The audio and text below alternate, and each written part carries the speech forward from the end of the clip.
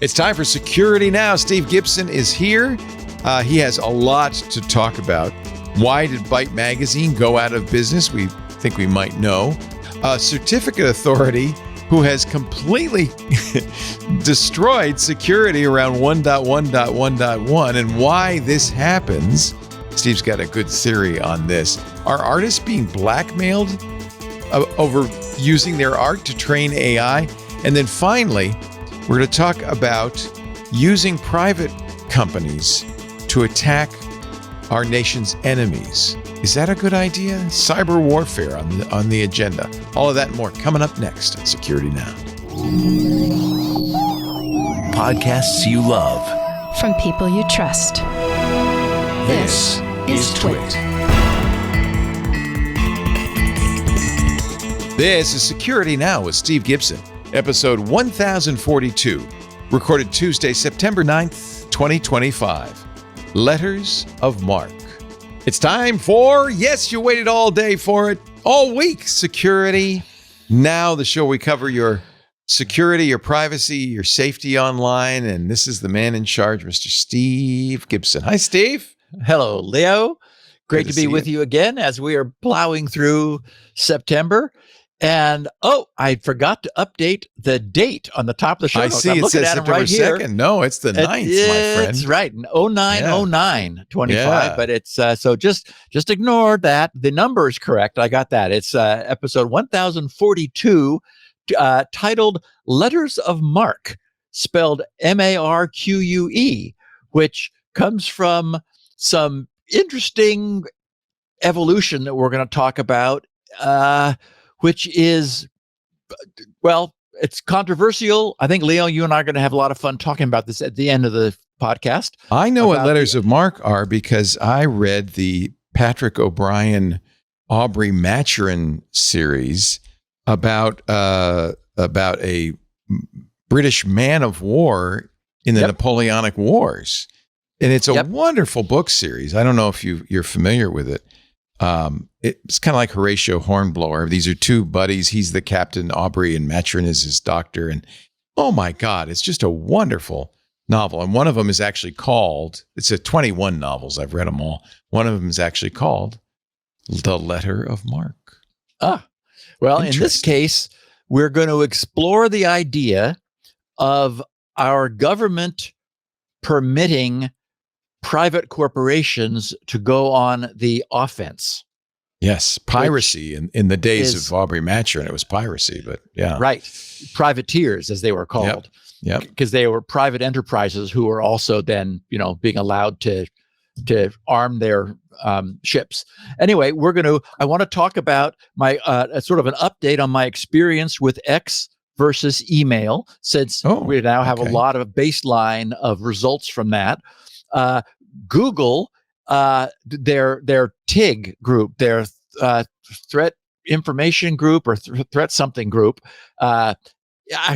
is being blackmailed to fire two security researchers. Oh, please. By a consortium. Get this, a consortium of the well-known malicious actors that we've identified in the past. Anyway, what are they going to do to Google?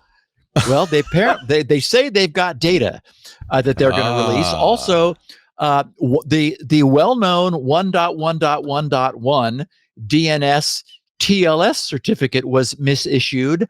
Yes. I have a theory as to why that I have not read in any of the coverage. So maybe something new here. Artists are being blackmailed with threats of training AI on their art because that would be bad. Firefox announced the extension of its Windows 7 support. Is the renewal of cybersecurity info sharing coming soon? That was where cybersecurity where private industry wanted to be able to share its events with the government, but there was a concern because this 10-year-long agreement is expiring at the end of the month. What's happening with that?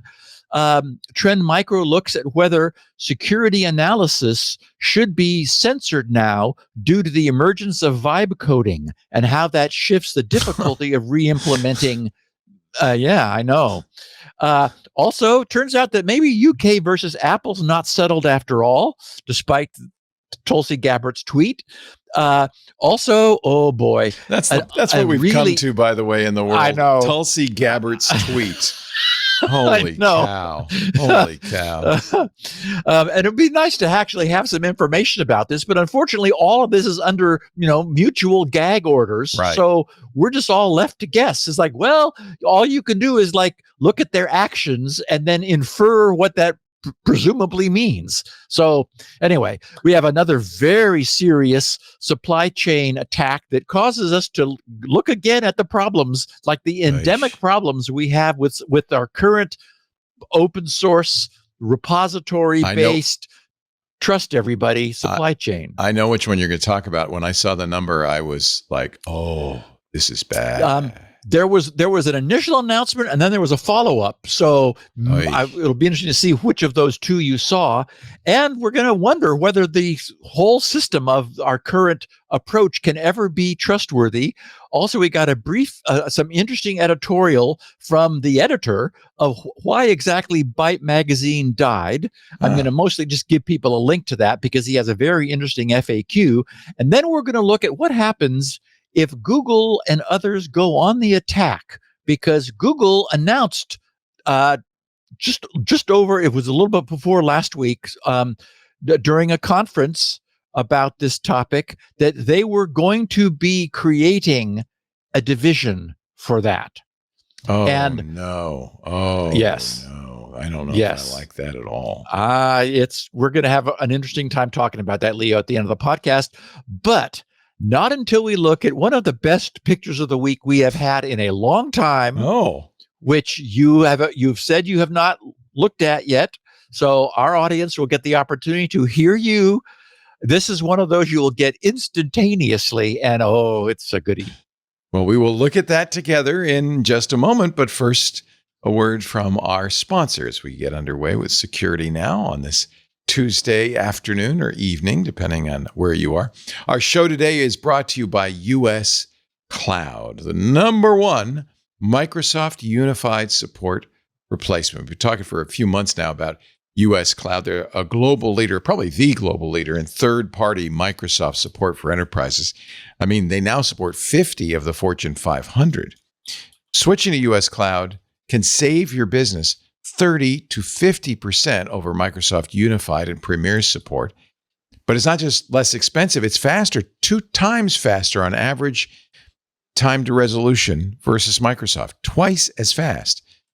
Well, now US Cloud is excited to tell you about another reason you might prefer them over Microsoft. This is something I don't think Microsoft would ever do. US Cloud's Azure cost optimization services. That is not in Microsoft's interest to optimize your Azure costs. I mean, after all, Azure has that tendency. It's so useful to kind of grow like Topsy. When was the last time you evaluated your Azure usage? If it's been a while, you probably have some Azure sprawl, right? Some spend creep going on. It happens. Well, here's the good news. Saving on Azure is easier than you might imagine with US Cloud. US Cloud is offering an 8-week Azure engagement. It's powered by VBox. It identifies key opportunities to reduce costs across your entire Azure environment. And of course, as always with US Cloud, you're going to get expert guidance from US Cloud's senior engineers with an average of over 16 years with Microsoft products. Another reason US Cloud's the best. At the end of this 8-week engagement, you're going to get an interactive dashboard that'll identify rebuild and downscale opportunities and unused resources, allowing you to reallocate those precious IT dollars towards needed resources. And there's always something you need. But if I may make a suggestion, you could keep the savings going if you just take those savings and put them into US Cloud's Microsoft support. That's what a few other US Cloud customers do. And then you completely eliminate your unified spend. Ask Sam. He's a technical operations manager at Bead Gaming. He gave US Cloud 5 stars, saying, and this is a direct quote, "We found some things that have been running for 3 years, which no one was checking. These VMs were, $10 grand a month. Not a massive chunk in the grand scheme of how much we spend on Azure, but once we got to $40,000 or $50,000 a month, it really started to add up. End quote. It does. It adds up, right? And it's easy to get there. Don't feel bad. Everybody's in this position, but you don't have to be. Stop overpaying for Azure. Identify and eliminate Azure creep and boost your performance. All in 8 weeks. That's all it takes with US Cloud. Visit uscloud.com. Book a call today. Find out how much your team can save. That's uscloud.com to book a call today and get faster Microsoft support for less. uscloud.com. All right, Mr. G. So before you look, ready. I need to tell you that I gave this picture the title, Have You Ever Wondered Whatever Became of Microsoft's Clippy? All right. Have you ever wondered whatever became of Microsoft's Let's scroll Clippy? up. We have the answer. I see. Oh. He's hard at work, isn't he? Holy cow. That is pareidolia in an unusual form. Isn't that great? It looks so much like Microsoft's Clippy. Anyone who has ever assaulted by him on what was that, Office? I think it was. Well, I think it was all of Windows. Okay. You will have PTSD for sure if you. But the funny thing is, this is a toilet paper holder. Yes, somebody in a took bathroom. Somebody took a. It looks like a steel rod and bent it in a very clever shape to be able to have a toilet paper roll perch on its extension and sort of extrusion, and then against the wall it is secured to the wall by two Phillips head screws through the rod, which really does looks like eyeballs. Bring one back to Clippy. So what you hope, though, Dr. Do said this, is it's not saying, hey, I see you're trying to. Oh, no. Oh, never mind. By the way, the toilet paper has run out, which is pretty much the way it worked with Clippy as well. Yeah, that's right. That's right. Wow. So, that is a good one. You're right. I just got a kick out of that. So just a heads up that between last week and this week, my blue check mark on X was taken away. It's gone. No. Now, you didn't pay for it in the first place, right? I think I did a year ago when I had the choice. And so I presume that my yearly premium subscription just expired. Right. And I'm pleased that I was not automatically charged for another year without my knowledge or permission. See, I have a free one that I don't really want. Because at some point, Elon went through the list of people with lots of followers and decided some people deserve a blue check, whether they pay for it or not, which I kind of like because it gives me access to Grok Pro and all of that. But, yeah. And I remember a year ago thinking, oh, what the heck, but the problem is we're not a year ago. Since its inception, GRC's email system has proven to be a total success. Yes. And at the time, it was brand new. Last Monday afternoon, which is to say yesterday, the email system sent out 18,465 podcast summary emails, each one containing the short bullet-pointed episode summary, the picture of the week, and a link to the complete show notes. All 18,465 pieces of email were delivered with none bouncing for any reason other than out of mail auto reply or mailbox full or an arguably unavoidable reason. And so sending weekly mass mailings has now free and effortless. Cost me nothing. And it's just literally, I just press a couple buttons because I did take the time to automate the whole process. So also between that Monday and our last podcast and Sunday afternoon, 2 days ago, when I'm writing this, I have received, over the past week, I've received 97 pieces of terrific feedback mail from our listeners. Now, by comparison, while I do still receive some wonderful pieces of pictures of the week ideas from a couple of longtime associates over on X, including that's where this week's wonderful picture came from, I no longer receive any feedback of much other value through X. It only comes through email. And so that's a huge change from 10 years ago when all of our podcast feedback was coming to me through X, through DMs, because as you used to tell everybody, I have open DMs. Anybody can send me a DM, even though I'm not following them because I don't follow anybody. I just use X as a broadcast medium. So today, email makes far more sense. And I see when at SGGRC is mentioned, it appears in my timeline, but they look like sort of generic conversations involving other people who just sort of mention me in a list of people that they're wanting to mention. So they're not of much value either. So, I will continue to post the weekly show notes to X as I have been, ever since the world called it Twitter. And that was 15 years ago when I registered at SGGRC back in 2010. But I don't feel like paying X $7 per month for the privilege of having a blue check mark, because basically that's all it means. I'm able to, get messages out to our audience. Anybody who wants to is able to sign up.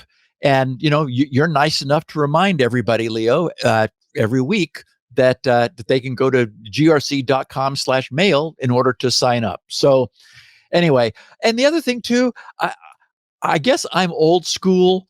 Actually, I know I am, but I was never able to feel completely comfortable receiving or replying to someone who chose the moniker Stinky Bits, over on X. That's just, I don't know. That's just not me. So anyway, while I was writing this, I received a piece of feedback through email with the subject line, an apology. He says, although it's kind of your fault, and a thank you. This was our listener, John Wayward, who wrote, Steve, I have to apologize for missing the last 3 episodes of Security Now. Well, he doesn't have to apologize to me. I wasn't hurt by him missing them, right? But he said, however, it's kind of your fault. I typically listen on long car journeys each week between London and Plymouth. However, after your repeated recommendations of Project Hail Mary, I downloaded the audiobook and have been absolutely addicted to it. I have listened to nothing else. What a book. Thank you so very much for the recommendation. Just wow. I'm now going to go back and listen to The Martian, albeit in slower time, with Security Now mixed in too. Well, we'll see about that. He might get similarly addicted. He said, I don't know how the movie can possibly match up to the sciencing the crap out of it detail of the book, but I'm excited for it nonetheless. All the very best. I now have 3 S-Eds to catch up on, John. So anyway, as I said, in years past, I would receive feedback like that through X, but I suspect that those listeners have moved, as I and John have, to email. So anyway, I just wanted to give everybody an update. My presence at X is nominal, and email is really the place to have an interaction with me these days. It doesn't cost you anything. If you, if you ask me, if you tell me you want to be anonymous, you've heard me, anonymize our listeners who don't want to be identified. That's fine. I'm happy to honor that.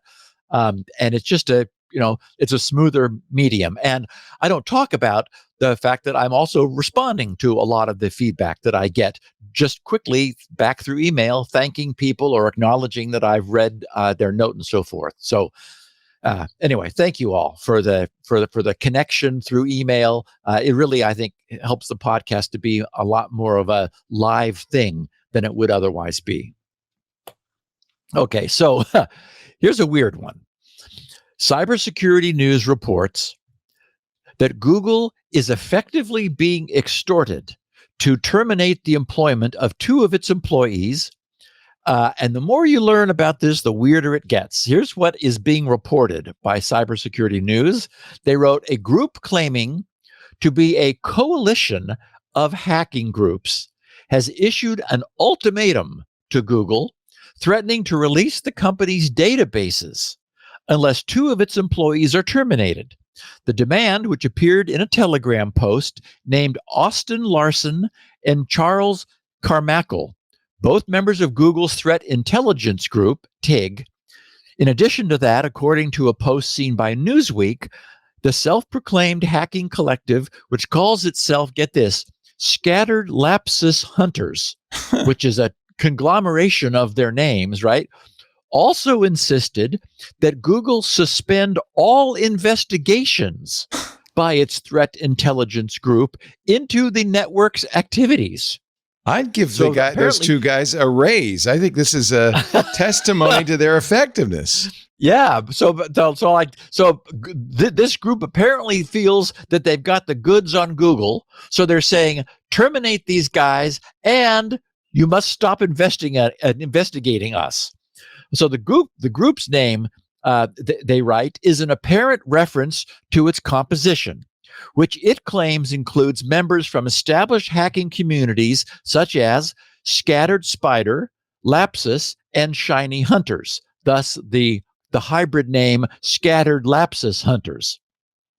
So far, the group has not provided any evidence to substantiate its claim of having accessed Google's databases. Furthermore, there have been no recent confirmed breaches of Google's internal information systems.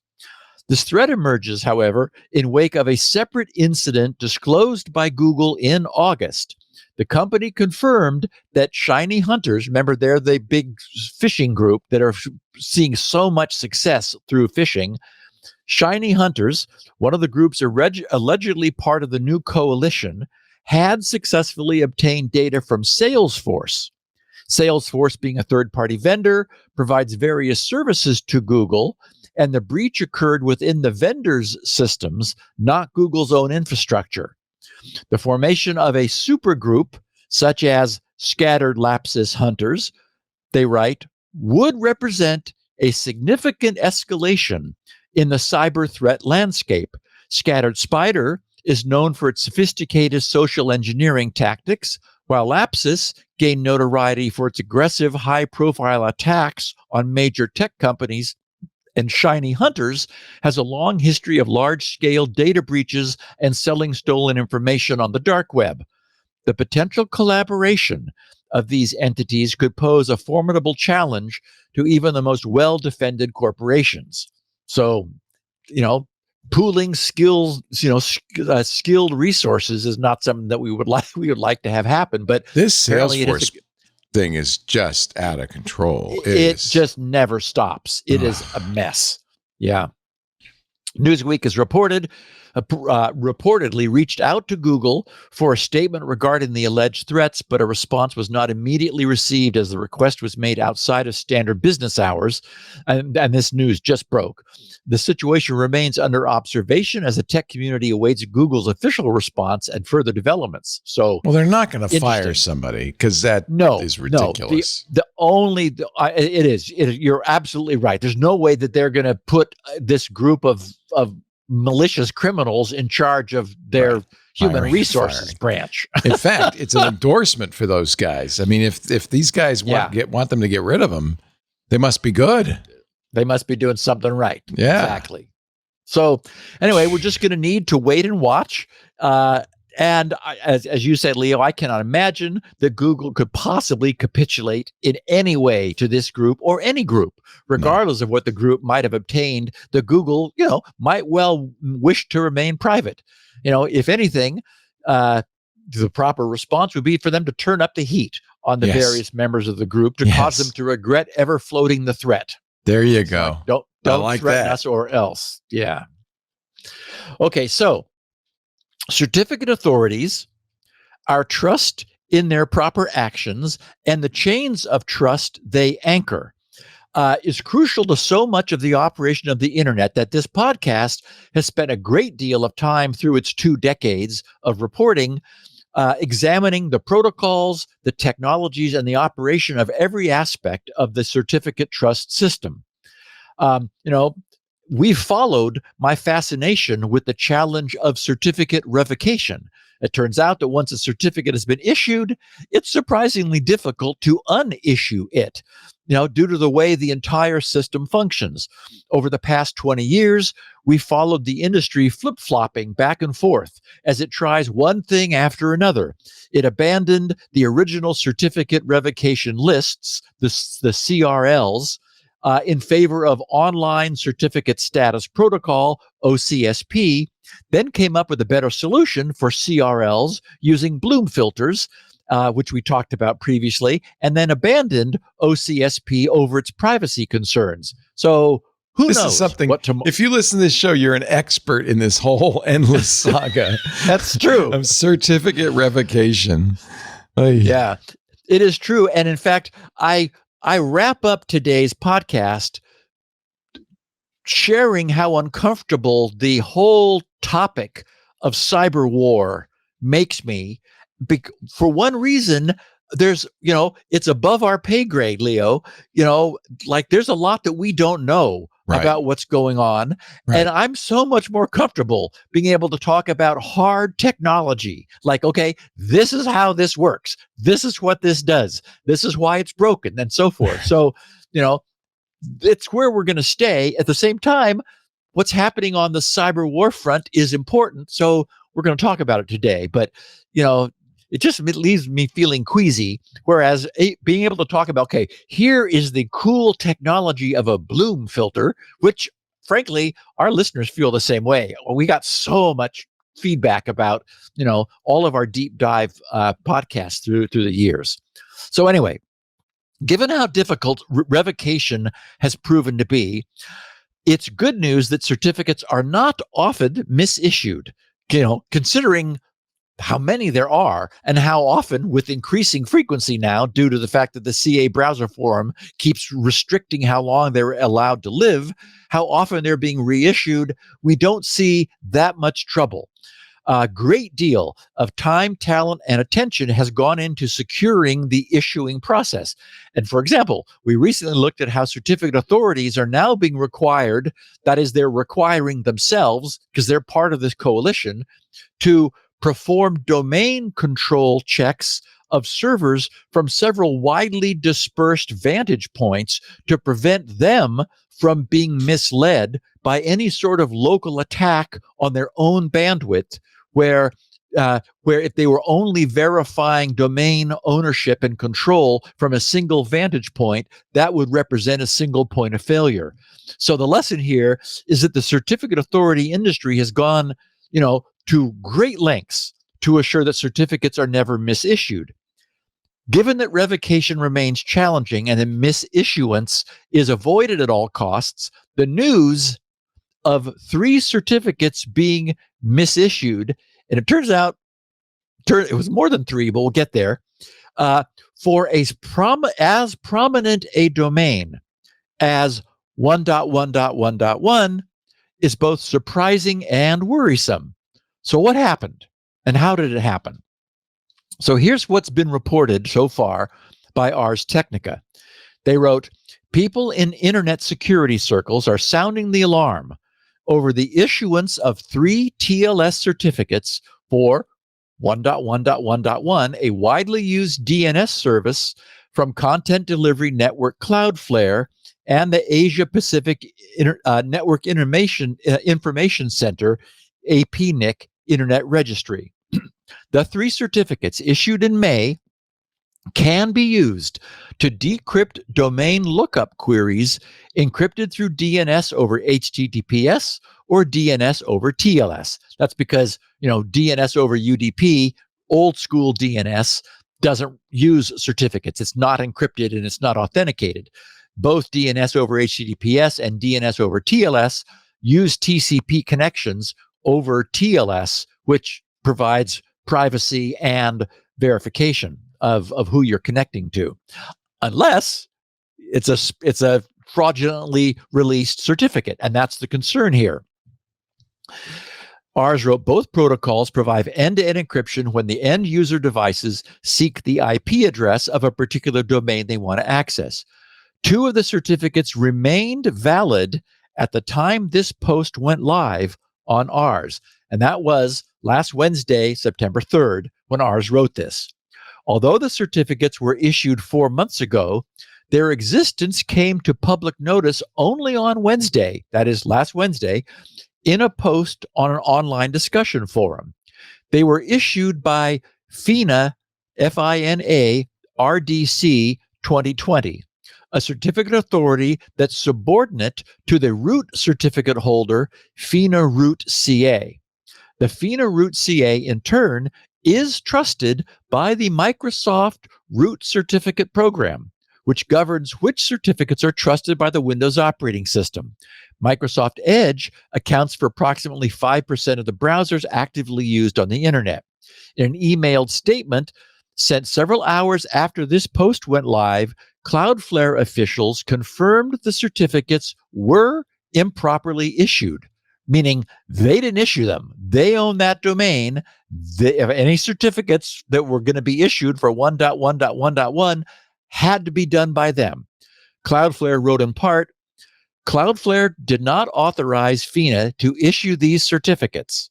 Upon seeing the report on the certificate transparency email list, we immediately kicked off an investigation and reached out to FINA, Microsoft, and FINA's TSP supervisory body, who can mitigate the issue by revoking trust in FINA or the misissued certificates. At this time, we have not yet heard back from FINA. Ars wrote, Microsoft said in an email that it has, quote, engaged the certificate authority to request immediate action. We're also taking steps to block the affected certificates through our disallowed list to help keep customers protected, unquote. Ars wrote the statement didn't say how the company failed to identify the properly issued certificate for such a long period of time. Representatives from Google and Mozilla said in emails that their Chrome and Firefox browsers have never trusted the certificates, meaning anything from FINA, and there was no need for users to take any action. An Apple representative responded to an email with this link to a list of certificate authorities Safari trusts. FINA was also not included. So, okay, that's interesting. For whatever reason, Microsoft, and thus Windows, has been trusting any certificates issued by this apparently flaky certificate authority, whereas Google, Mozilla, and Apple all apparently never saw the need. Ars wrote, it wasn't immediately known which organization or person requested and obtained the credentials. Representatives from FINA did not answer emails seeking details. As I was reading this, I had the thought that perhaps FINA should be renamed FINI, and the industry should just be done with them. What's curious is why Microsoft appears to be pussyfooting around with these clowns. I certainly would not want my Windows OS to be trusting any certificate that FINA might issue, which it currently does. I mean, Microsoft trusting FINA means, and this is what we talked about a long time ago, one of the mixed blessings of this, of the CA system that we have is, and it bears everybody remembering this, all of the CAs that we trust are trusted regardless of what they sign, meaning that any certificate authority we trust is allowed to sign a certificate for any property, any domain. Right. Even if they don't own it. Even if they, exactly, just as FINA did. FINA has nothing to do with 1.1.1.1. Right.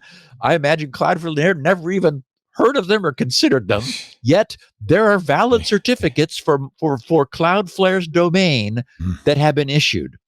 So similarly, the fact that Windows is trusting these clowns means that everybody running Windows trusts anything that FINA signs as being legitimate.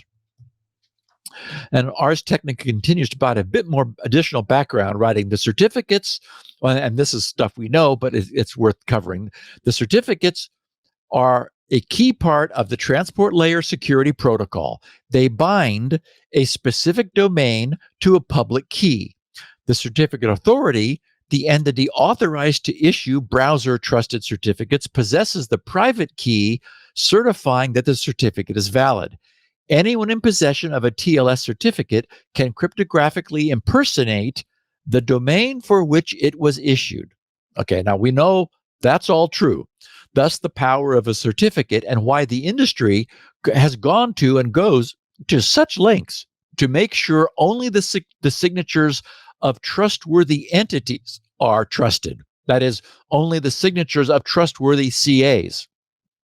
Ours explains the holder of the 1.1.1.1 certificates could potentially use them in active adversary in the middle attacks that intercept communications passing between end users and the Cloudflare DNS service. From here, attackers with possession of the 1111 certificates could decrypt, view, and tamper with traffic from the Cloudflare DNS service.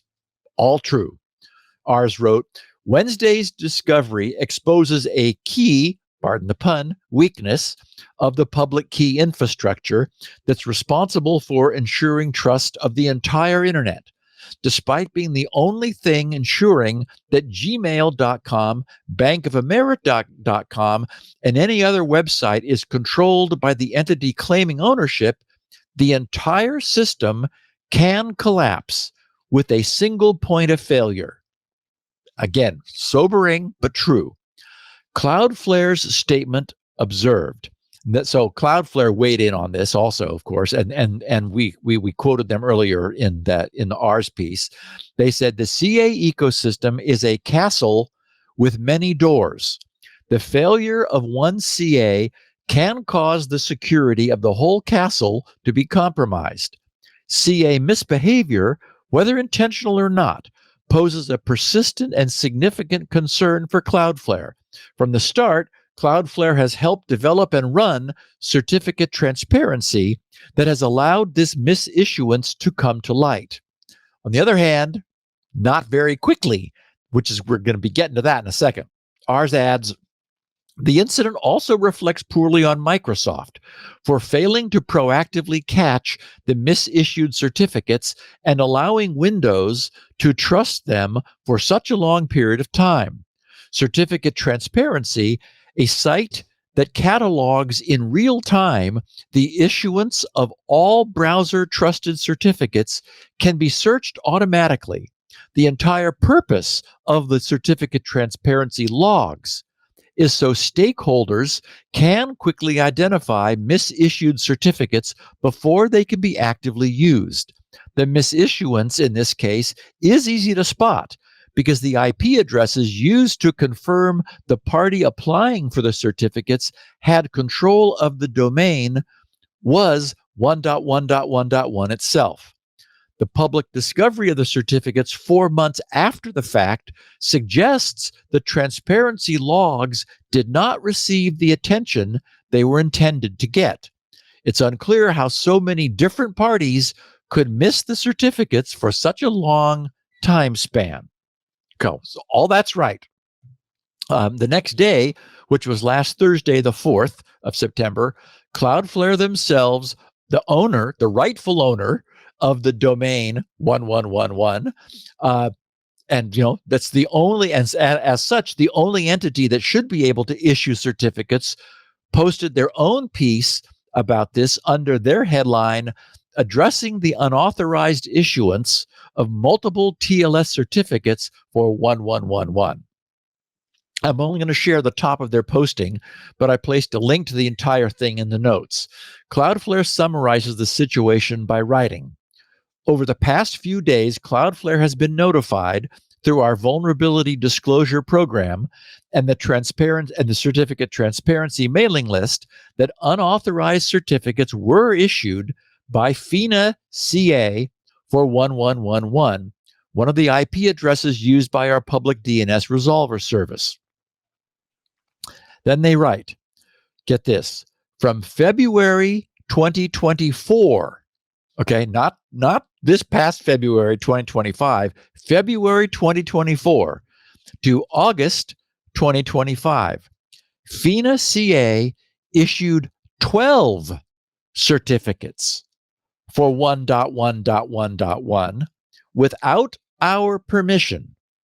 We did not observe unauthorized issuance for any properties managed by Cloudflare other than 1.1.1.1. We have no evidence, they wrote, that bad actors took advantage of this error.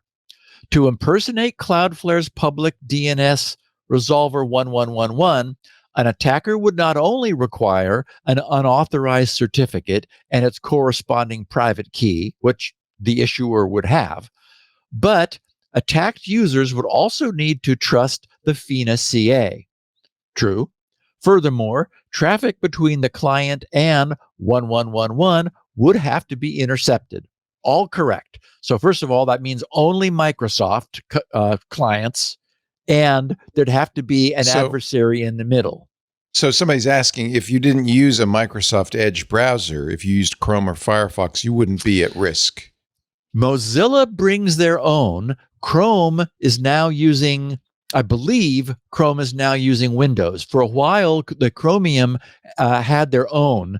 But for example, Chromium and Bing, I believe they're both now using Microsoft's root store. There's been some change with Chrome over time, and I may be out of sync with that. I also wonder if you don't want to do a union of the two certificate sets, only because there may be local certificates trusted by the operating system the browser doesn't know about, right?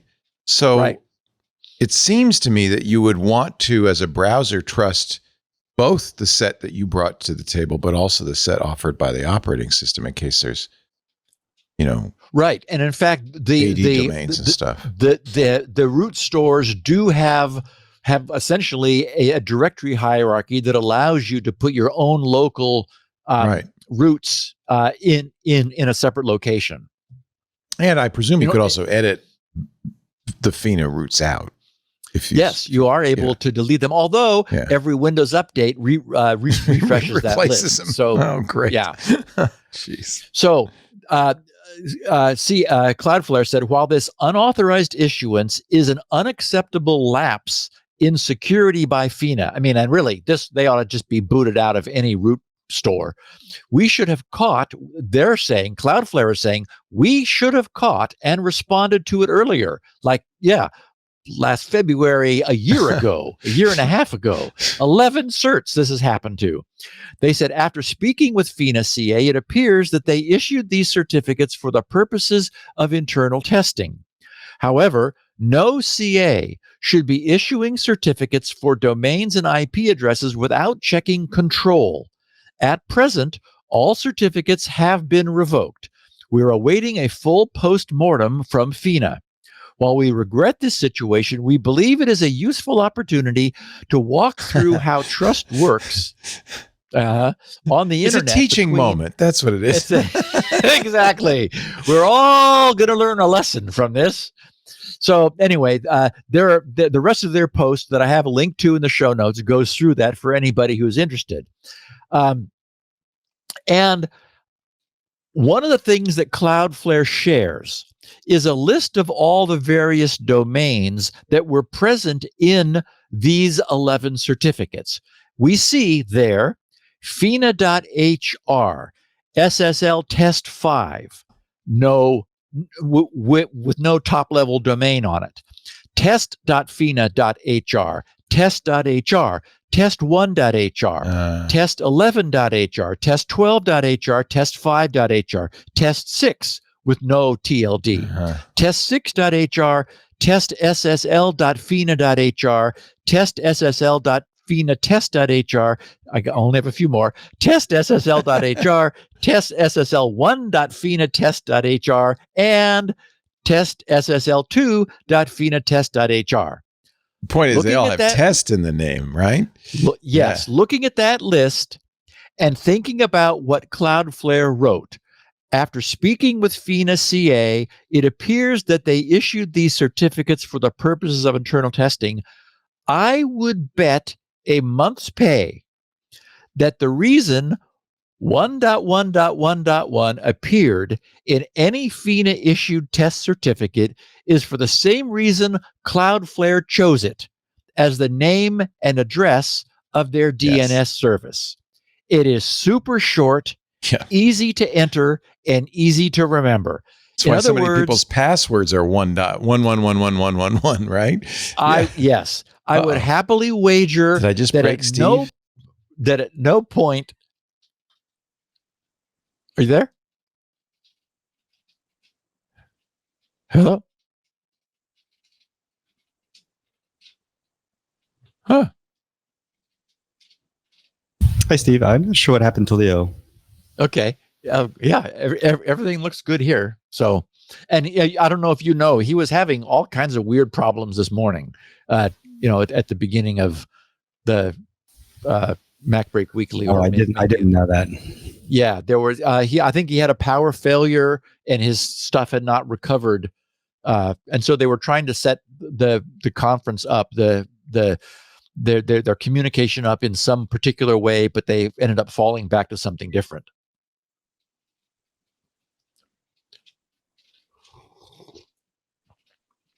He's probably switched over to Starlink or something, or unless he lost power, then I don't know what. The last thing I heard him say was, "Did I break Steve?" And that was when we it looks like we broke Leo, actually. Yeah, Anthony's saying it might be a power outage. Yeah, he had said that he had installed 2 new 20 amp circuits. I guess he's putting a load on the attic right now. So they turned everything off for that. Yeah, he had. I guess that he's up in the attic, I think, of his new place, or that place, and that I think that it wasn't powered for the amount of equipment. He's back. Looks like adding. Yay! Oh no, it's Anthony.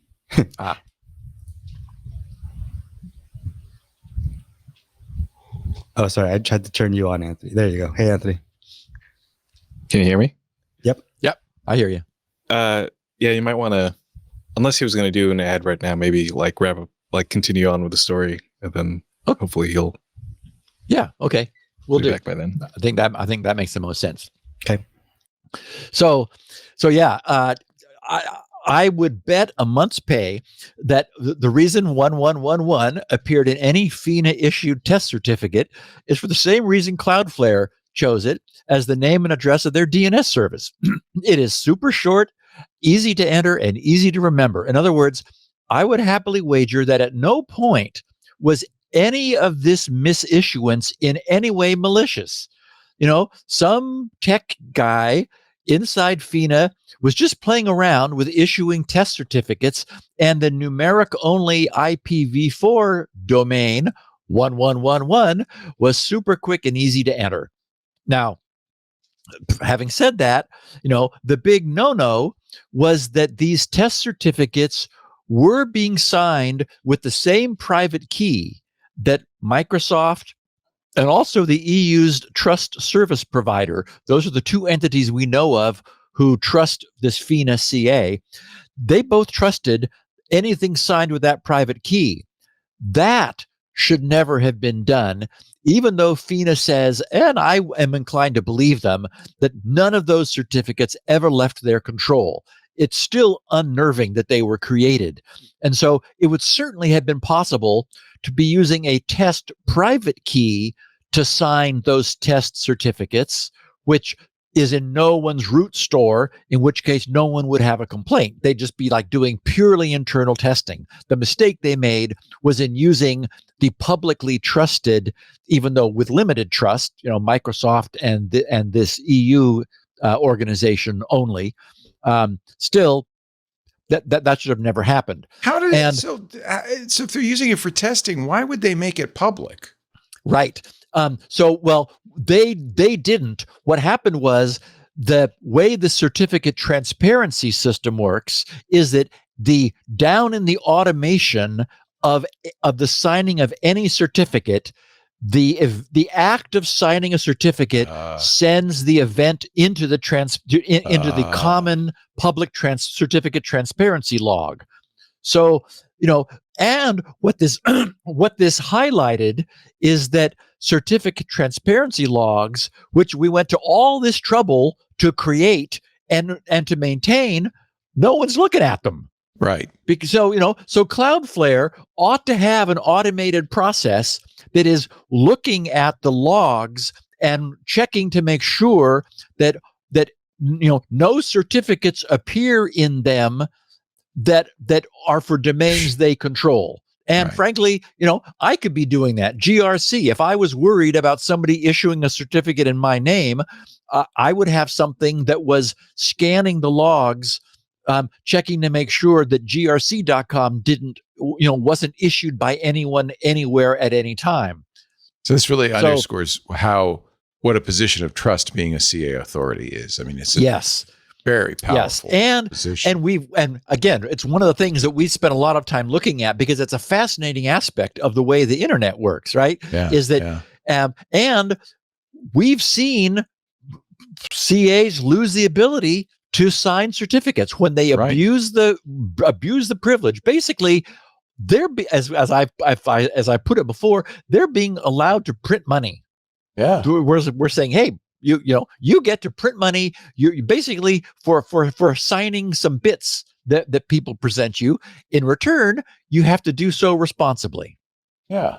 Fair. Really interesting case, but I think that at first the first time you hear about us, like 1.1.1.1 certificates were like maliciously created. It's like it sounds malicious, yeah. Or it's easy to imagine because it would be bad, but probably just a techie. As you said, Leo, it's why passwords are 1111111. Right.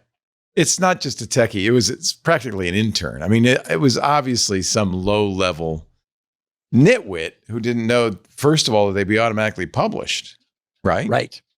Right. Although they've been doing it since last February and nothing happened. So Cloudflare, you're not checking your logs, are you? Yeah, but who does? I don't. You don't. We don't. No. It's I mean, Cloudflare needs to. That seems an important thing. You want to take a break? Perfect timing. Let's do it. I thought so. I thought you might. I just wanted to show you something. That I know what that is. Oh, you know what that is. Looks like an external USB drive. It is not, my friends. It is a Thinkst Canary, and our sponsor, of course, for this segment of Security Now. This is the, wait a minute. My Canary says there's been an incident. I know what the incident was. I just lost power. But let's just click. Yeah, network settings rollback because I just lost power and I had to fail over. Comcast died on us. When you get an alert from your Thinkst Canary, it's going to be the alerts that matter. Thinkst Canaries are honeypots that can be deployed in minutes. You can see that my Thinkst Canary, for all intents and purposes, looks like MS SharePoint 2010. And I mean down to the MAC address. It has a Microsoft SharePoint MAC address. The ports, you can tell it which ports you want to have open. You look at do I want port scan detection? You bet. I'm going to turn that on. Oh, well, maybe I shouldn't. It's a noisier network. Will trigger low quality alerts. All right, I won't. This is the thing I love about the Thinkst Canary. It really helps you do the right thing.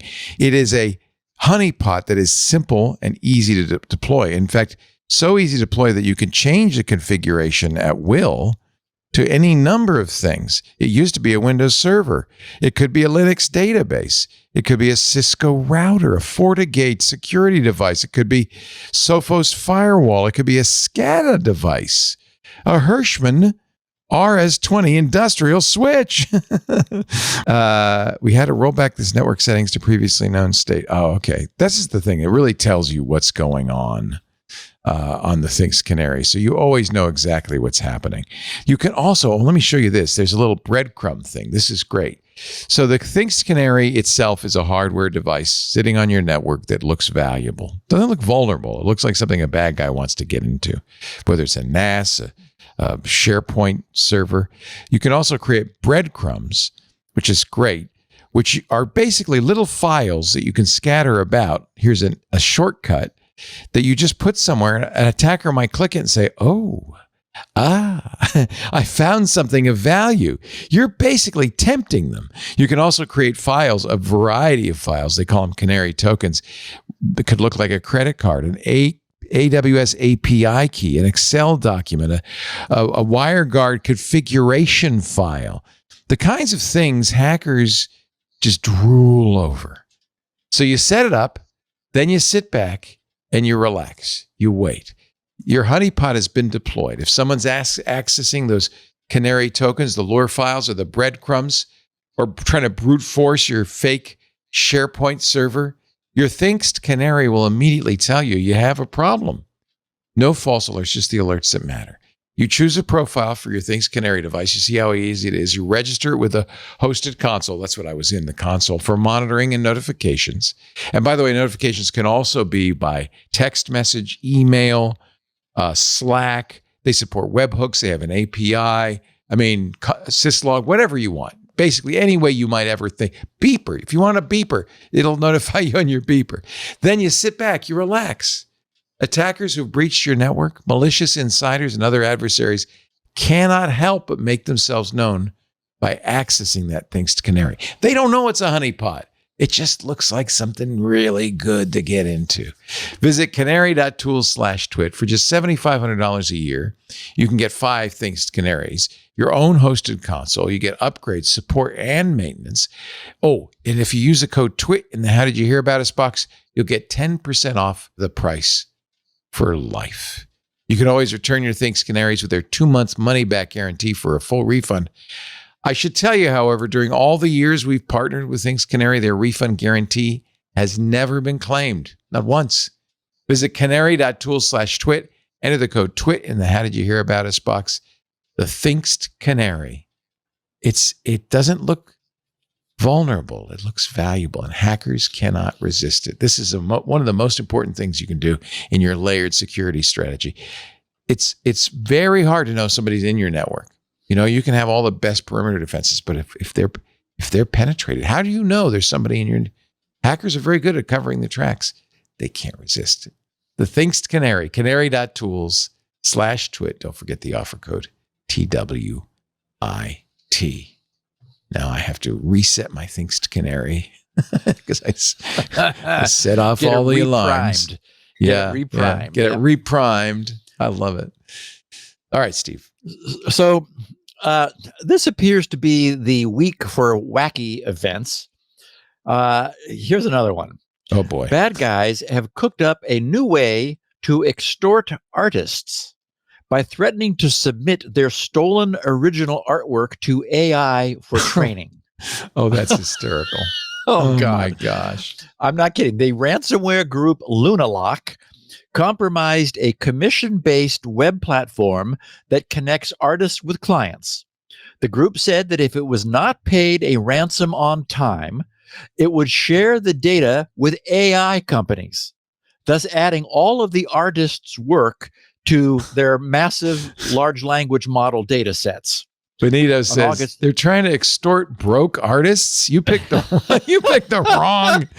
wrong people to extort, buddy. That's a good point. I doubt there's much money at that site. No. On August 30th, a message appeared on the artists and clients website stating that it had been hacked by a ransomware group. One of the website's users noticed the message and shared the news on Reddit. They were redirected to a page with a ransom note indicating that all the databases and files, including all of the artwork, had been stolen and encrypted.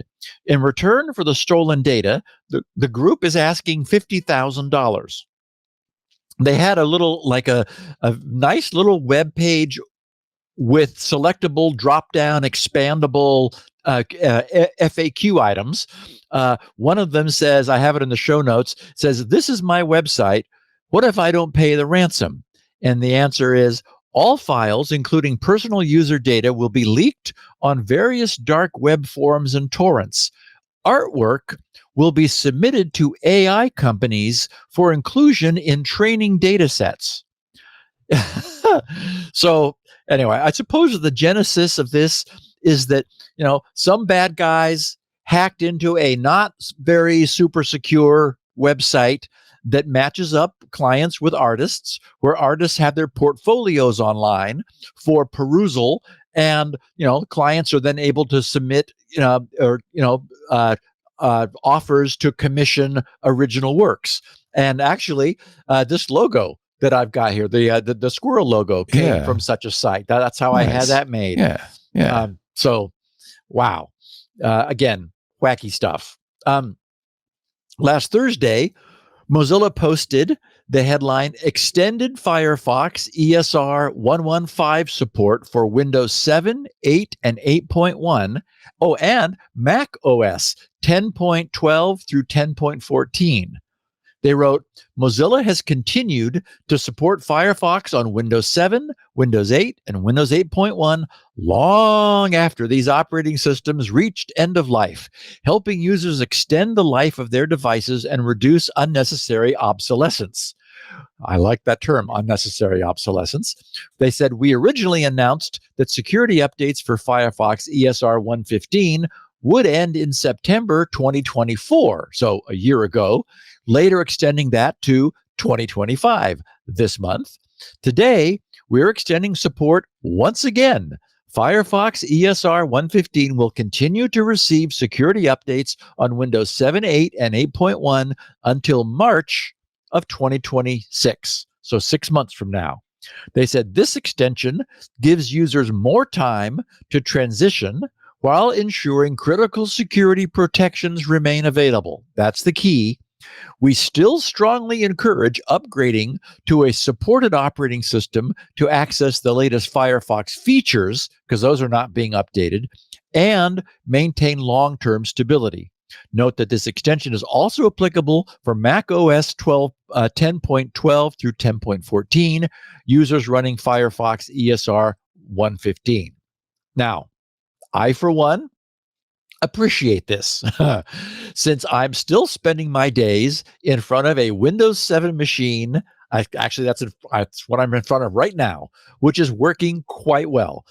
And I need to confess, or at least update everyone, that since that last version of the Brave browser that supported Windows 7 was released way back on January 25th of 2023. So we're coming up on 3 years old, 3 years ago. After using Brave for a while and appreciating its clear commitment to honoring my privacy, I have returned to trusty old Mozilla Firefox. So Mozilla's announcement that they will be keeping my Firefox 115, which is what I use here, patched for another 6 months is welcome news. I'm sure they have telemetry, which actually is interesting feedback, right?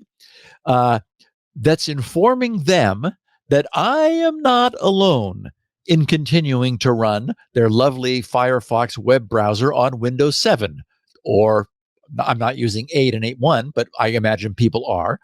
Also, as someone who has written at least my fair share of Windows apps, I'll take a moment to just note this whole notion of an app caring all that much about which platform it's running on, like which platform version it's running on, is at least a bit overblown. When I opened up the DNS benchmark source code to begin working on its version 2, I discovered, somewhat to my amusement, that it would run on every version of Windows, that is GRC's DNS benchmark, on every version of Windows from Windows 95 through Windows 11. Microsoft goes to great lengths to not break old applications on new editions of Windows. So Windows 95 would have been what, 1995? So that's a 30-year span of Windows. All this nonsense about no longer supporting an operating system because the OS platform itself is not supported is, as I said, quite overblown. But I expect that my Windows 7 machine will be retiring at year's end. Everybody who's watching the videos of this podcast will see my location change as I consolidate 2 locations into a new 3rd location.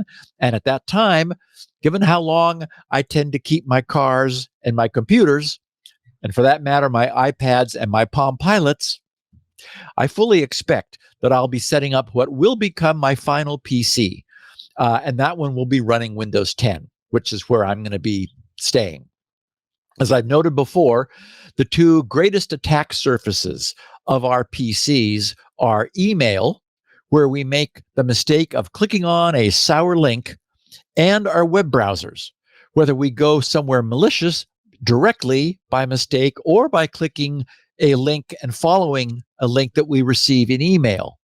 So these days, I am far more glad to be running web browsers and email clients that are, as my old version of Firefox still is and will be for another 6 months, being kept up to date and secure, than an operating system that was deliberately abandoned by its publisher many years ago.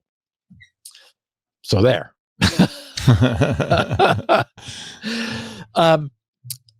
We were late in that taking that last break, Leo, so we're kind of running a little bit behind. Let's take another break because I'm also a little parched and I've got some coffee right here that needs. Oh, you lucky dog. I could use some coffee right now. All right. Let's talk about our sponsor for this section of Security Now, the good folks at BYTE, the next generation AI-powered data security and compliance solution.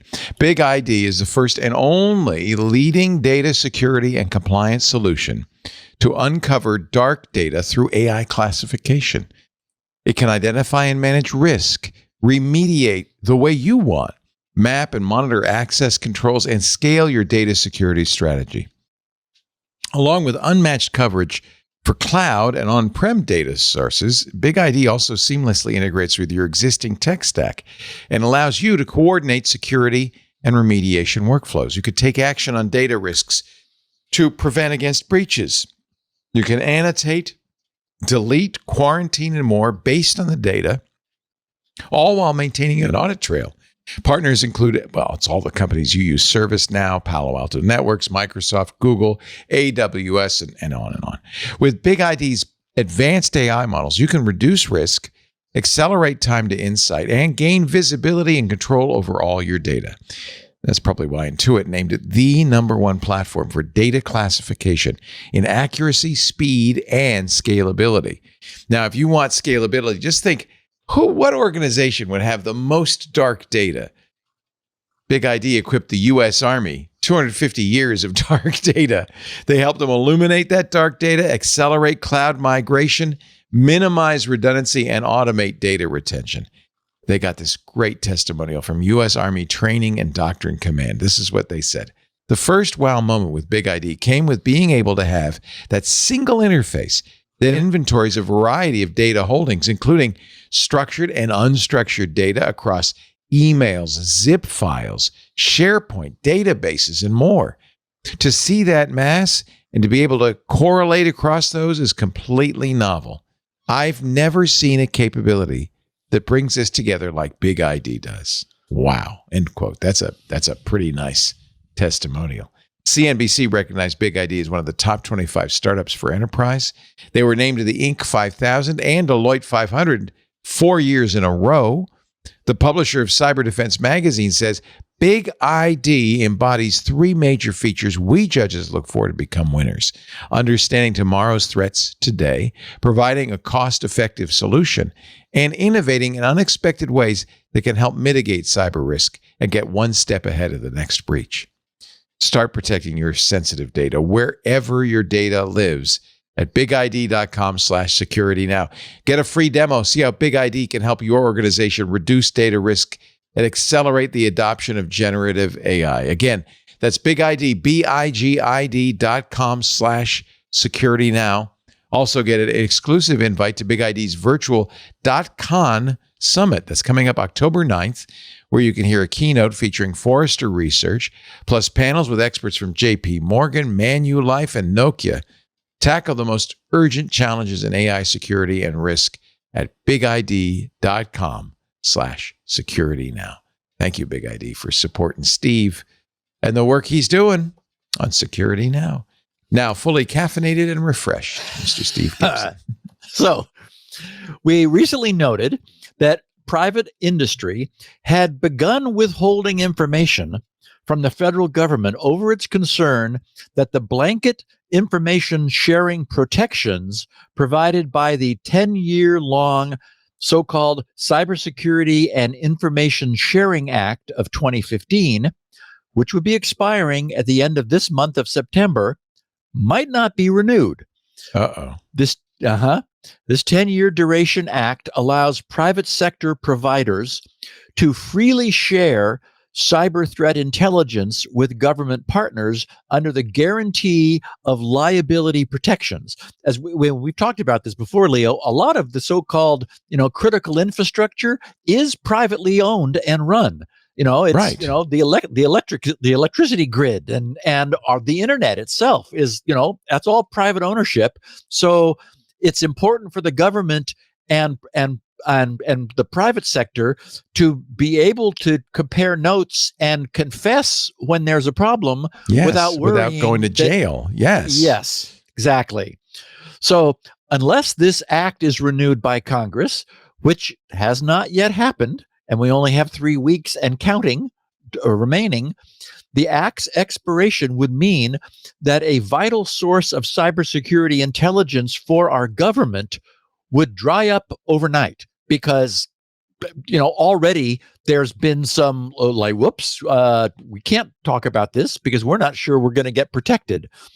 NextGov offers some interesting background about the act, its past, and the hurdles it currently faces in today's quite messy Washington climate under their headline, House Panel Advances Bill to Extend Bedrock Cyber Info Sharing Law.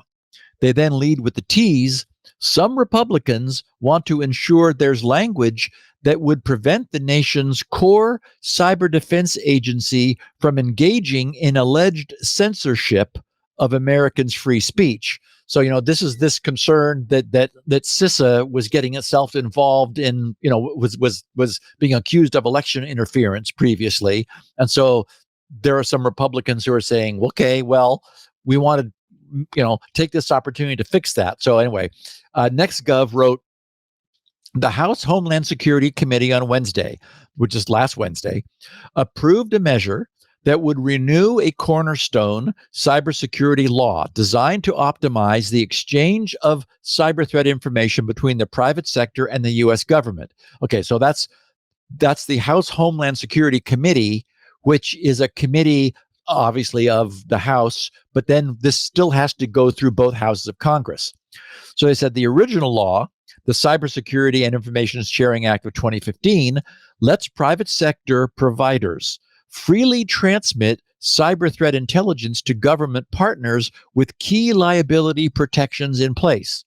It's set to lapse September 30th unless renewed by Congress. The extension, dubbed the Widespread Information Management for the Welfare oh my Lord, it's the WIMWIG, the WIMWIG. The WIMWIG Act is Widespread Information Management for the Welfare of Infrastructure and Government. The WIMWIG Act extends the law another 10 years and now moves to the full House for consideration. Why don't they just make it permanent law? I mean, then we wouldn't have this problem. They could always amend it or adjust it if they wanted to, but having these deadlines, everyone has to scramble around. Anyway, I'm not there. They wrote, technical amendments were introduced to the bill, which were met with little pushback in committee. Top of mind for some Republicans on the panel were concerns that the Cybersecurity and Infrastructure Security Agency, CISA, would be enabled to censor Americans' protected speech. That concern extends to the Senate Homeland Security Committee, where Chairman Paul Rand, a First Amendment hawk, has said he would add language in the Senate's version of the reauthorization that would bar CISA from carrying out alleged censorship of free speech. Although actually under CISA's current management, that doesn't seem to be a problem, but okay.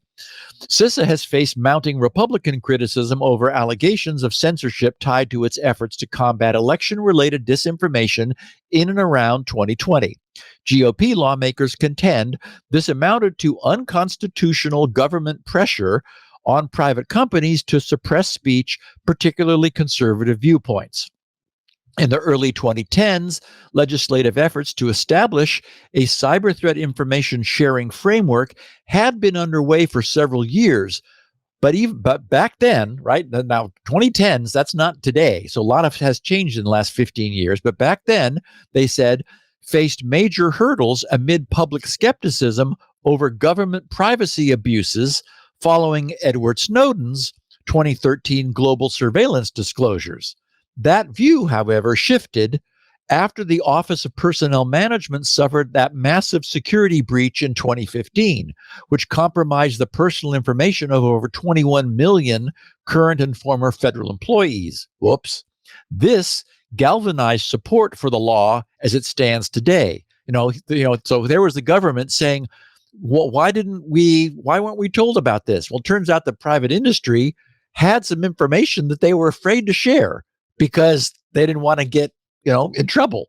So a law was created that said, it's okay, you could tell us, but we promise not to be mad. The article finishes, stakeholders say the liability protections in the data sharing law are critical because they shield companies from lawsuits and regulatory penalties when sharing cyber threat indicators with the government. Oftentimes, cyber threat data includes specific names of individuals or sensitive business information depending on what hackers target.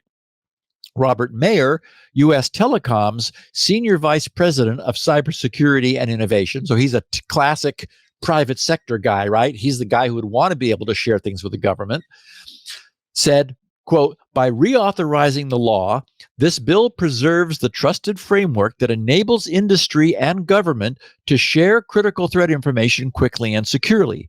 For the telecom sector, where our networks are on the front lines of cyber defense, this legislation is essential to protecting the infrastructure Americans depend on every day.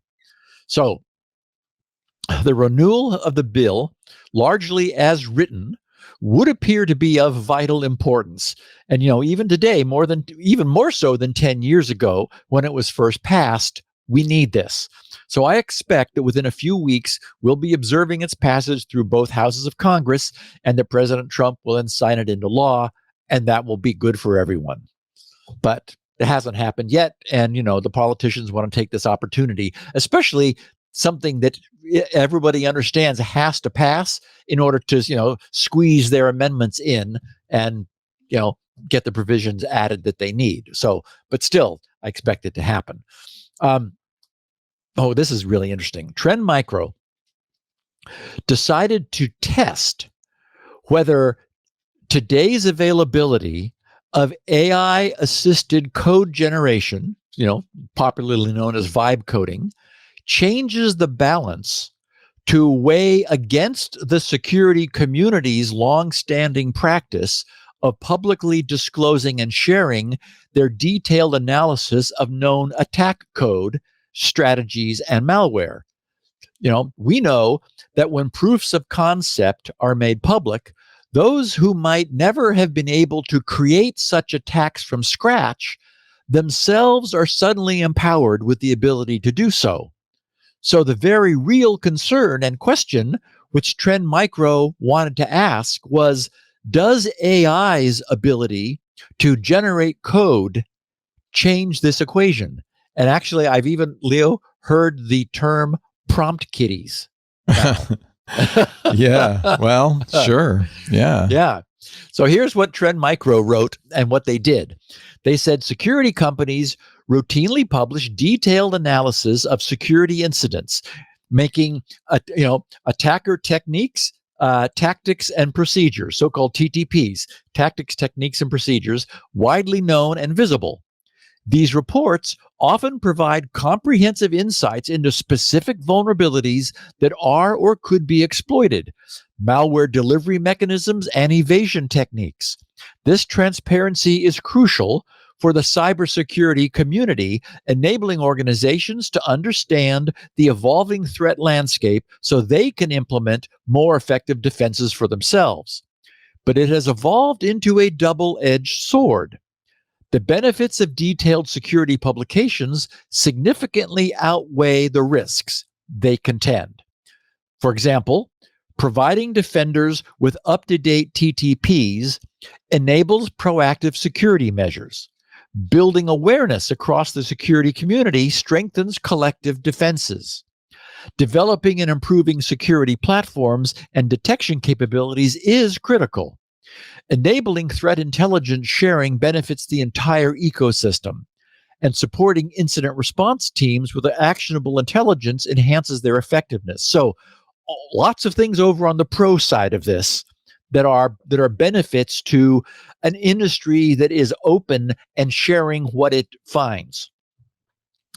They wrote, it's not a secret that attackers follow security blogs and read posts about them and other threat actors. The Conti leaks, which is to say leaks from inside Conti, for example, contain several discussions of such public posts. So they were in Conti, they were talking about public posts. They often learn from these posts about the defender's techniques and use this information to evolve and improve their own attacks. To test whether our industry's practice of providing detailed TTPs enables the creation of malware itself, we conducted an experiment. Using Trend Micro's published analysis of the Earth Alex, ALUX, Earth Alex threat actor espionage toolkit, we attempted to recreate similar capabilities using AI-assisted vibe coding. In this experiment, we used Claude AI, the Claude 4 Opus, in combination with Visual Studio Code and Klein. The platform readily began generating code that simulated the attacker's communication patterns, including the emulation of a first-stage backdoor, persistence mechanisms, and the attacking components. Upon initial inspection, this approach was very straightforward. Bypassing anti-malware creation guardrails was quite trivial using a number of uncensored models readily available in platforms like Hugging Face. In other words, you can't ask ChatGPT, but you can use uncensored platforms. They said the first generation or the first version was generated in Python, and for the sake of flexibility, we regenerated the code in C. But did it resemble the original code? Yes, but only up to the point of how much was disclosed in the actual blog post.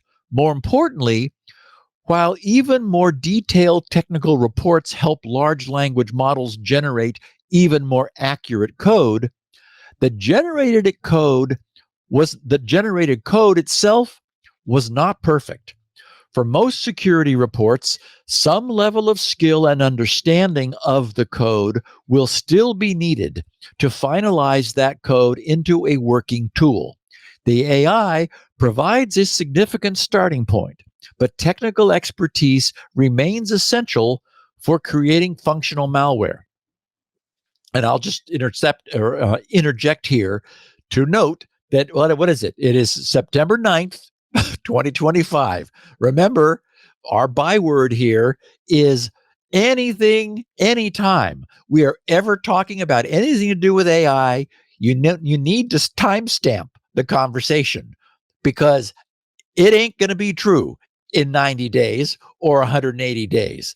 So, in fact, Leo, I'm sure you'll be talking about this tomorrow on Intelligent Machines, but OpenAI just released a report where they believe they now understand why AI hallucinates, and to test their hypothesis, they changed the way they trained a ChatGPT 5 mini model and eliminated hallucination. So yeah, they say it's a bug in effect, right? Yeah. Yeah. Actually, a perfect example is if you asked it what someone's birthday was.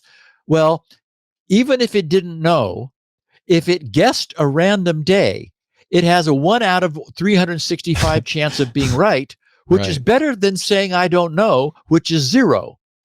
And so they have inadvertently trained it to guess, because they reward answers more than they reward it saying, I don't know.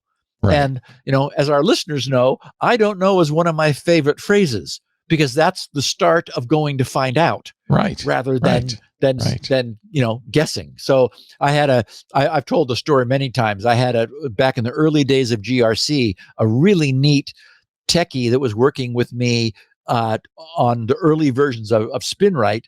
And he had this propensity for guessing what a bug was. And I said, his name was James. And I said, well, James, maybe, but now we have a problem because now your ego is involved in something that is not a subject of ego. There's a bug. We need to find it. Now you want to be right. And I just want to find the bug. So I don't know why there's a bug and you don't either, but now you have a vested interest. So it's much better just to say, I don't know, and let's go find out. So anyway, I thought it was interesting. And so the point is, here we're talking about this, right? And these guys are saying, Trend Micro was saying, well, it's not good enough to allow prompt kiddies to create malware. But again, September 9th, 2025, probably not 2026. So they said, having highlighted the risks of AI-assisted code generation, we must also consider how this capability muddies the waters for attribution. That's interesting. The ability to directly copy malware characteristics described in security reports creates significant challenges for threat hunters and investigators. Attribution has always been challenging in cybersecurity, right? Who done it?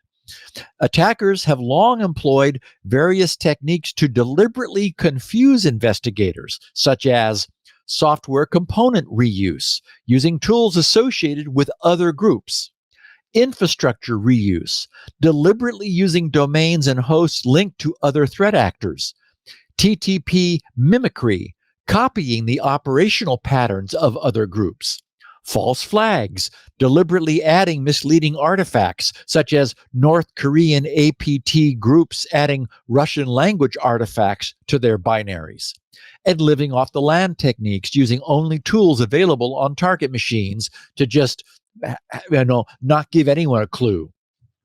So they wrote, with vibe coding tools, creating copycat campaigns becomes significantly easier.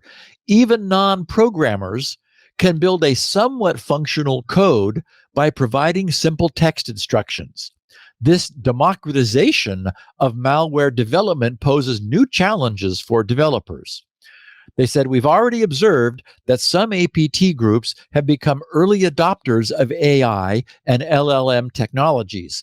This trend will likely accelerate as vibe coding tools, which support the rapid prototyping of software based on textual descriptions, continues to evolve. Two key issues with security bugs in the world of AI today are security blogs in the world of AI are, they ease the process for attackers to copy the techniques of other groups and quickly get up to speed. And they muddy attribution efforts when analysts rely solely on TTPs or indicators of compromise. So, should threat publication stop? No. Threat publication is more critical than ever, but it does need to adapt.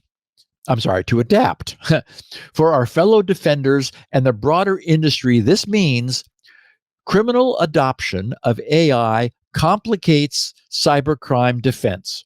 Our industry needs to be more active than ever in educating and supporting our readership. LLM-generated code from blogs is a good start for an attacker, but it's not perfect. Publishers should factor in the ways that LLMs could possibly be misused during the publication process and test how their detailed descriptions might be exploited. So in other words, while authoring and publishing technical security research, keep in mind now that AI will almost certainly also be ingesting that research, and you may be seeing signs of it in the future. They wrote, vibe coding copying muddies attribution, although this only applies for those with a primitive view of attribution based solely on TTPs or IOCs, indicators of compromise. We recommend best practices using more sophisticated attribution, which must evolve beyond simple indicator matching. Publications remain essential. Security publications are a side effect of the research developed to enable leading security platforms to defend. Those same platforms will always be the first line of defense. The knowledge sharing that occurs through these publications strengthens the entire security ecosystem. That is, all of the security companies cross-sharing the result of their research, so they don't all individually have to research everything. I mean, it's perfect, community functioning. And Trend is saying we depend upon it, so we provide it. In other words, while it's true that the bad guys will gain, so too will the good guys from this publication, but it does make things more difficult. They finish saying vibe coding or vibe programming represents a paradigm shift in software development through AI-assisted code generation. This approach significantly simplifies and speeds up the process of writing executable code, removing barriers for non-programmers. However, as we've demonstrated, it also empowers prompt kiddies, individuals without deep technical knowledge, to misuse the technology for wrongdoing. In this article, we've only scratched the surface of the use and possible abuse of vibe coding generative tools for malicious purposes. The evolution of these tools creates new challenges for threat hunters and defenders. Simple and blind correlation of attacks by matching TTPs will no longer be effective because there's going to be TTP tactics, techniques, and procedures blurring as a consequence of this, because large language models are going to be incorporating all this. They said defenders will need to embrace leading methods of attack clustering and attribution based on the attacker's intentions, objectives, and targeting. Shifting attribution techniques to focus on the primary objectives of the attacker might make it harder for attackers to plant false flags. That said, security is always a cat and mouse game, and with every step forward, we evolve into another cycle of innovation and adaptation. So basically, there, as I've been summarizing through this, is, the security firms are going to continue publishing with the knowledge that large language models are going to be training on this publicly available information, and that bad guys are going to be given a bit of a leg up through vibe coding, just like all other programmers are. And that it will mean that because the code is actually coming out of LLMs rather than out of specific coders, the habits of specific coders, which were being reflected by their code. I mean, I guarantee you, if you look at my code, you would tell it's me. Yeah. Yes. Yeah. There are things I do over and over and over, my so-called patterns of coding, which absolutely fingerprint me as the author of that code. And I'm sure that is like, we don't see that talked about publicly, but what Trend Micro is saying is they've been using that. They similarly pick up on code approaches that they see in the disassembly of malware, and they're able to say, oh, we know that came from Vladimir. It's a signature. Yeah, sure. Yeah, it is. Yeah.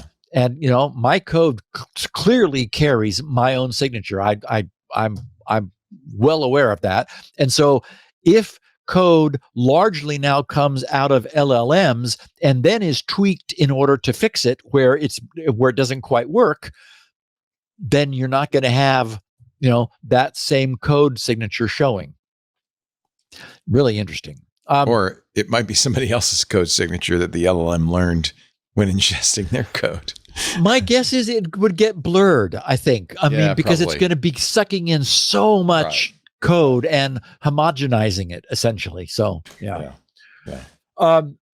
Some reporting I encountered after I recounted a tweet made by the current U.S. Director of National Intelligence, Tulsi Gabbard, which in all fairness didn't really provide anything more than a somewhat nondescript boast, appears to have been incorrect, at least according to some newer information. Unfortunately, I don't maintain a subscription to the Financial Times, but it is, and boy, they're like very powerfully paywalled now. But the Financial Times is a credible source of information. So all I can do again is share what I have found, which reads as follows. The fight between Apple and the UK government over lawful access to iCloud user data has not been resolved, despite media reporting last week. The Financial Times this week reported on documents filed with the Investigatory Powers Tribunal, an independent judicial body that examines complaints about UK intelligence services. Okay, so we knew that Apple was going to appeal to the UK's Investigatory Powers Tribunal, so that's not news. But perhaps the fact that this is still ongoing, at least as of last week, means that the issue is not yet as resolved as we may have believed. The reporting continues. Back in January, Apple was provided with, and we know this, with a government order known as a Technical Capability Notice, the TCN. The Financial Times now suggests the TCN required Apple to provide broad access to iCloud data, including messages and passwords. I don't know if we knew about that. Quote, the obligations included in the TCN are not limited to the UK or users of the service in the UK. Well, that we did know. They apply globally in respect of the relevant data categories of all iCloud users, unquote, the IPT filing adds. Okay, but that's not news either. We knew all that. Again, the point might be that the Financial Times is reporting on a leak from the supposedly secret tribunal. The reporting about this finishes with the sentence, so despite what Tulsi Gabbard says on social media, this is still a live issue. Okay, so I'm thoroughly confused. My intention here was just to take back what was reported a week or two ago. I don't have any firsthand or even secondhand knowledge of what Tulsi Gabbard may or may not know. So perhaps our takeaway should be, to take tweets for what they are, remembering also what they're not, which is anything definitive and actionable. And again, the problem is Apple can't say anything because they're under a gag order. All we know is that I guess we have the Financial Times reporting that they have in fact filed with the tribunal. Whether that means they're closing the loop, crossing their T's and dotting their I's, I don't know. Again, we don't know. But I just wanted to mention that, it may not be resolved, which is unfortunate because we want it to be resolved. Okay. We have a very serious supply chain attack. And Leo, let's take our second to the last break before we get into our main topic, because I want to spend some time on this. I do subscribe to the Financial Times. So good. I do have the article here. They say they saw the legal filing. And as you said, that according to legal filing, they wanted access to all of the standard iCloud stuff, which we know Apple does have the keys to. So I don't think I knew that they had people's passwords. To me, that's a little surprising because I don't know if they do. I mean, you can ask for it, but Apple could say, "Well, sorry, we don't have it." If you use Apple's password manager, your passwords are synced to iCloud. That's right.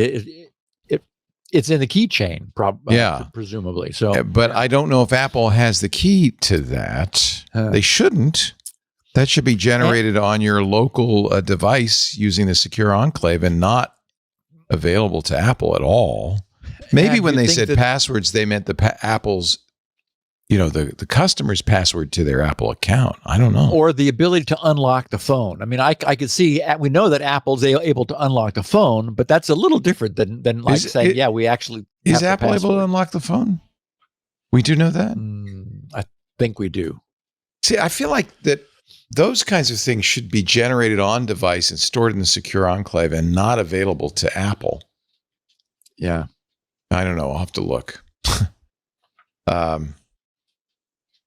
Yeah, and the fact that this is ongoing tells us that whatever DNI Gabbard said, it's not over. Not resolved yet. And that is the message I wanted to convey, is that there's some doubt now about what was previously tweeted. Right. So we're going to, unfortunately, we're back on tenterhooks because, this needs to get fixed. Well, anybody who lives in the UK doesn't have the advanced protection anyway, because Apple did withdraw that. Well, they can't turn it on. Did they do an update and take it away? Oh, I wonder. You're right. If it was previously turned on. Yeah. Oh, that's an interesting question. Yeah, you can't do it. No, I doubt Apple retroactively would disable it, but who knows? Yeah. This is all a mystery because none of this is exposed. It's all just little random leaks from the corners. Yeah. Right. Annoying. Our show today brought to you by a client of ours that we love, Zscaler. The leader in cloud security. Hackers are using AI, we know this, to breach your organization. We just were talking about it. We know this is a big problem. But AI is kind of, it gives and it taketh away. So on the one hand, the bad guys are using it. But how many companies are using AI to power innovation, to drive efficiency? So AI can help bad actors deliver more relentless and effective attacks. Yes. But it also can make you a better company. This is a scary stat. Phishing attacks over encrypted channels increased by 34.1% last year, fueled by the growing use of generative AI tools and phishing as a service kits. And now, thanks to Trend Micro, we know that it's going to get even worse, and we won't even be able to say, this looks like lapsus. You won't know. It's scary. Organizations in all industries, on the other hand, are using AI. They're leveraging it to increase employee productivity, using public AI for engineers with coding assistants, just like the bad guys are using coding assistants for vibe coding. So are companies, right? Marketers are using AI for writing. Finance is creating spreadsheet formulas. Companies are automating workflows for operational efficiency across individuals and teams. They're embedding AI in applications and services that are both customer and partner facing. AI is helping so many companies ultimately move faster in the market and gain competitive advantage.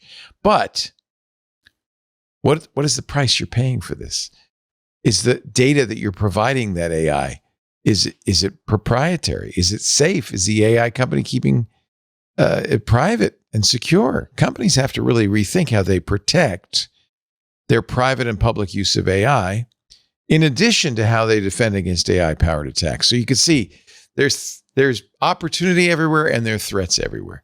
That's why so many companies choose Zscaler for their security. Jeff Simon, who's a senior vice president and CISO, chief security officer at T-Mobile, uses Zscaler. He said, quote, Zscaler's fundamental difference in the technologies in SaaS space is it was built from the ground up to be a zero trust network access solution, which was the main outcome we were looking to drive, end quote. That's what we've talked about before, how powerful zero trust is in this world.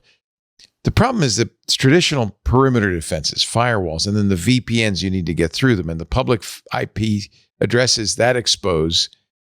And of course, as soon as you've got attack surface exposed, they're no match for hackers in the AI era.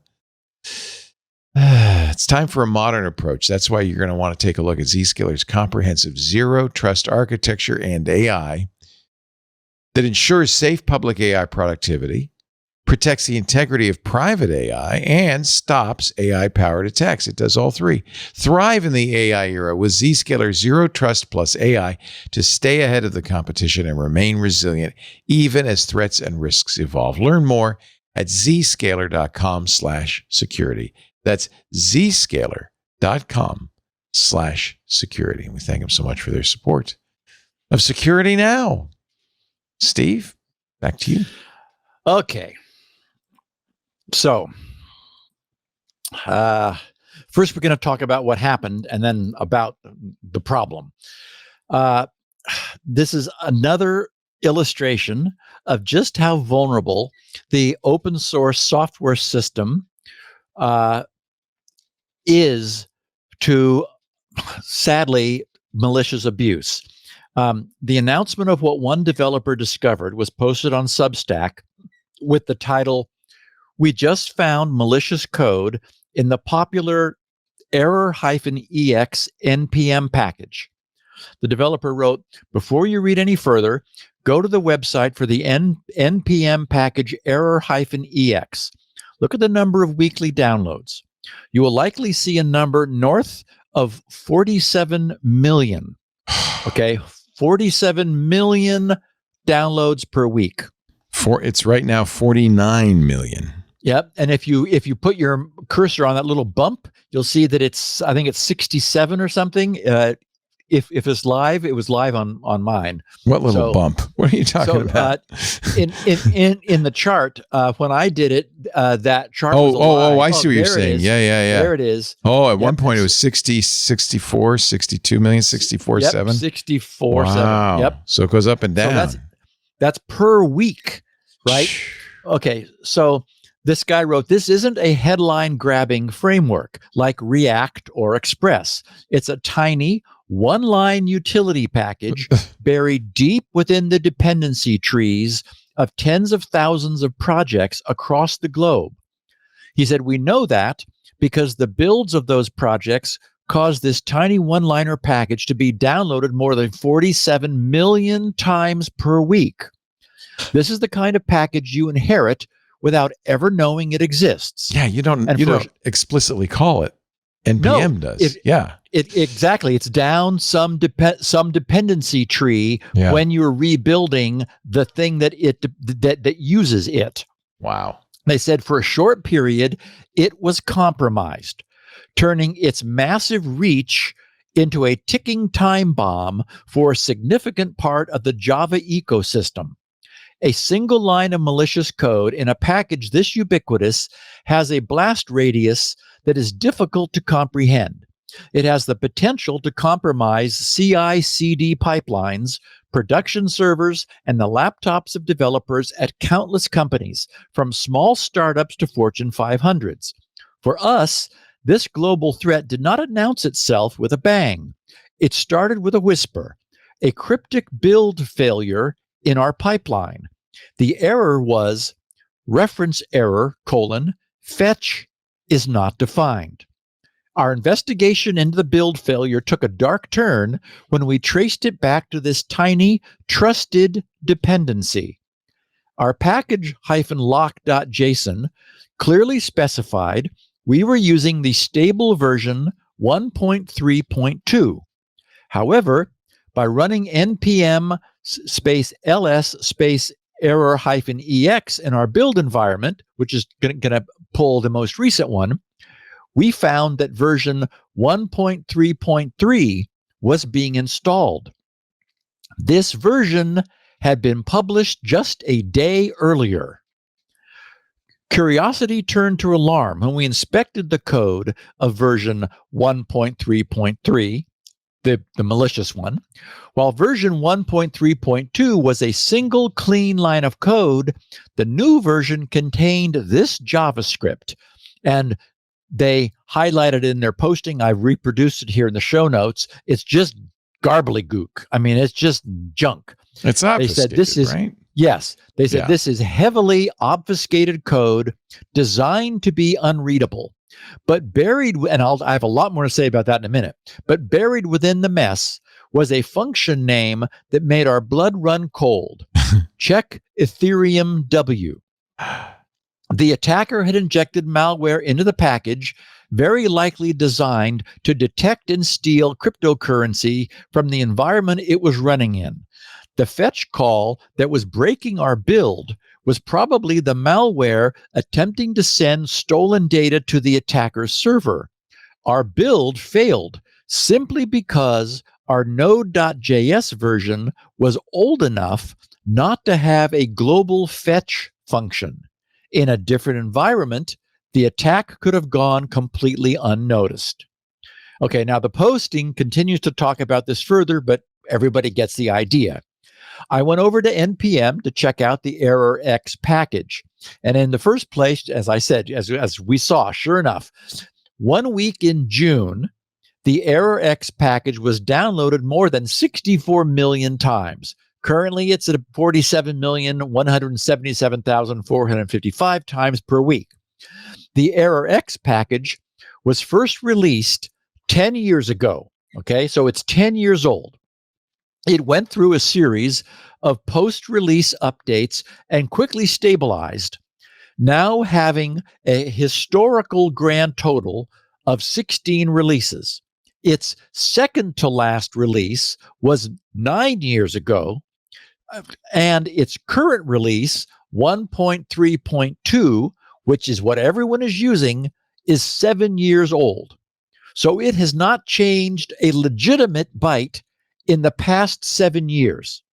But then someone somehow, and actually we now know how, I'll get to that in a second, someone somehow managed to maliciously replace that 1.3.2 release with a bogus 1.3.3 release. And the dependency managers saw that a newer release had become available and grabbed it, so that anyone building anything that used it would be using the latest and the greatest. And as if the plot were not already thick enough, it gets still thicker, because while the package itself has one single dependency, meaning that it relies upon and pulls in one other package named is-arrayish, this error-x package is directly depended upon by 1,544 other packages. That means that anytime any of those 1,544 other packages is rebuilt, and as we know, that happens between 47 million and 64 million times per week globally, the repository for this ErrorX package would be queried, and the latest and greatest release, meaning now or while that was active, the malicious version 1.3.3 would be obtained and incorporated into every single one of those newly rebuilt holes. At that point, that newly rebuilt package hole would have unknowingly and unwittingly incorporated malicious code that apparently looks for and steals its developer Ethereum cryptocurrency. And as I said, we'll get to more of that in a second. The developer who found this wrote, anyone using a newer release of Node.js would have had a successful build and would be, and might well still be, completely unaware that their library or application, which they may have then pushed out to who knows who, now contains malware. We can only be glad that scouting around for Ethereum is all that this thing did, because it could have been far more malicious. And that, of course, takes us back to that recent reporting that the Pentagon is actively using open source software that might be modified maliciously at any time.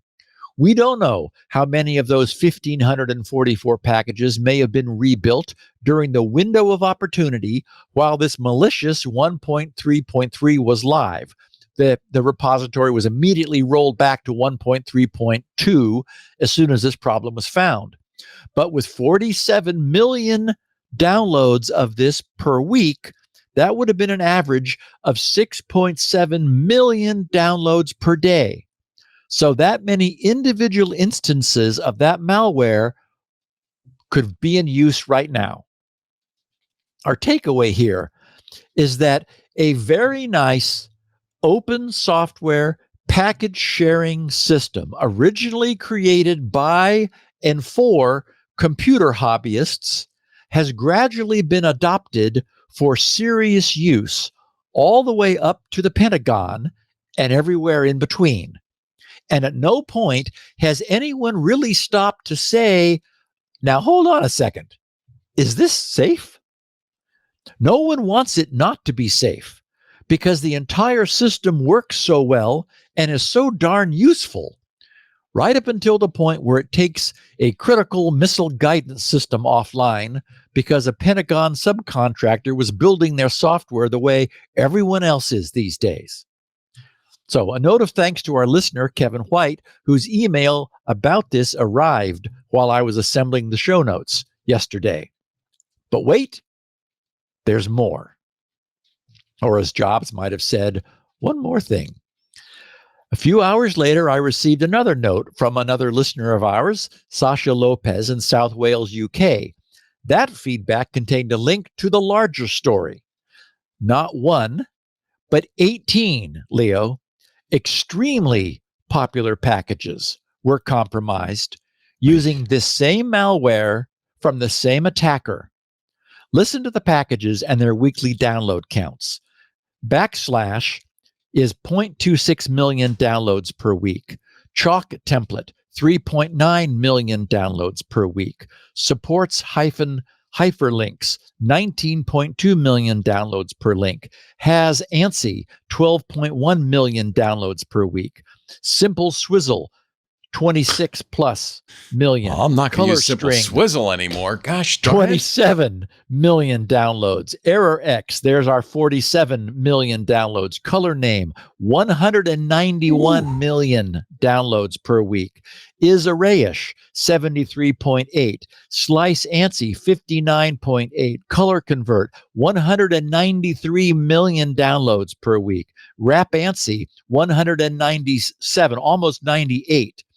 ANSI Regex, 243.6 million downloads per week. Supports Color, 287 million downloads per week. Strip ANSI, 261 million downloads per week. Chalk, 300 million downloads per week. Debug, 358 million downloads per week. ANSI Styles, 371 million downloads per week. Altogether, these packages have more than 2 billion downloads per week. They're not being downloaded by individuals. I know you explained this, but just for people who are going, well, I don't understand how that could be. So they're downloaded by automated tools that are building software. They're updating pulling the most current version. So so this tool thinks it's rebuilding something bigger and larger. And this is the problem, that many of these tools have these dependencies built in, and the CI/CD pipeline pulls in these dependencies as it's rebuilding. And the author of or the person who's using those libraries might just be a web designer who said, yeah, I want to include a nice little feature on here, and puts it in his code. He's not really paying attention to all the other stuff that's being downloaded. And doesn't want to. I mean, that's part of the benefit of this. Right. He just includes this module, calls some functions of color string or simple swizzle, and takes advantage of whatever that package He's probably not even calling it himself. It's this package that's calling it. He probably, I've seen that. You see this all the time where you install a package. And this is a real problem, by the way, in all of these systems. And then they go out and get 50 dependencies and install them. Well, and we talked about this back with the Log4j problem, because that was the problem. Was Log4j was a library that everything else was using. So it wasn't until all those other packages would be rebuilt that the problem would be able to get out of the system. So here's what we know. We know what happened. The maintainers of those packages were phished, plain and simple. Yeah, it has to be, because you can't commit into these packages unless you have commit privileges. Yes, they got phished.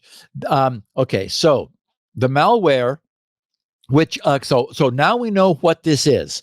They were all these packages were maliciously updated to contain code that would be executed on the client of a website, which silently intercepts crypto, that is the malware, silently intercepts crypto and Web3 activity in the browser, manipulates wallet interactions, and rewrites payment destinations on the fly.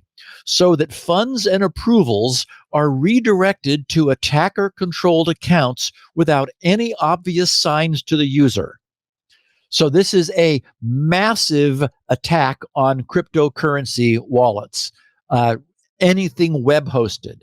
The malware, which has now been fully reverse engineered, turns out to be extremely sophisticated. It's a browser-based interceptor that hijacks both network traffic and application APIs.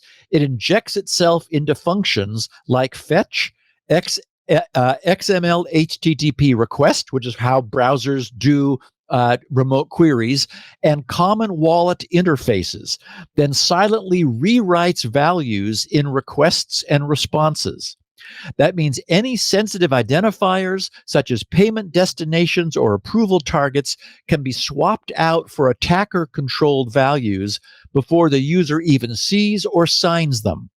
To make the changes harder to notice, it uses string matching logic that replaces targets with lookalike values.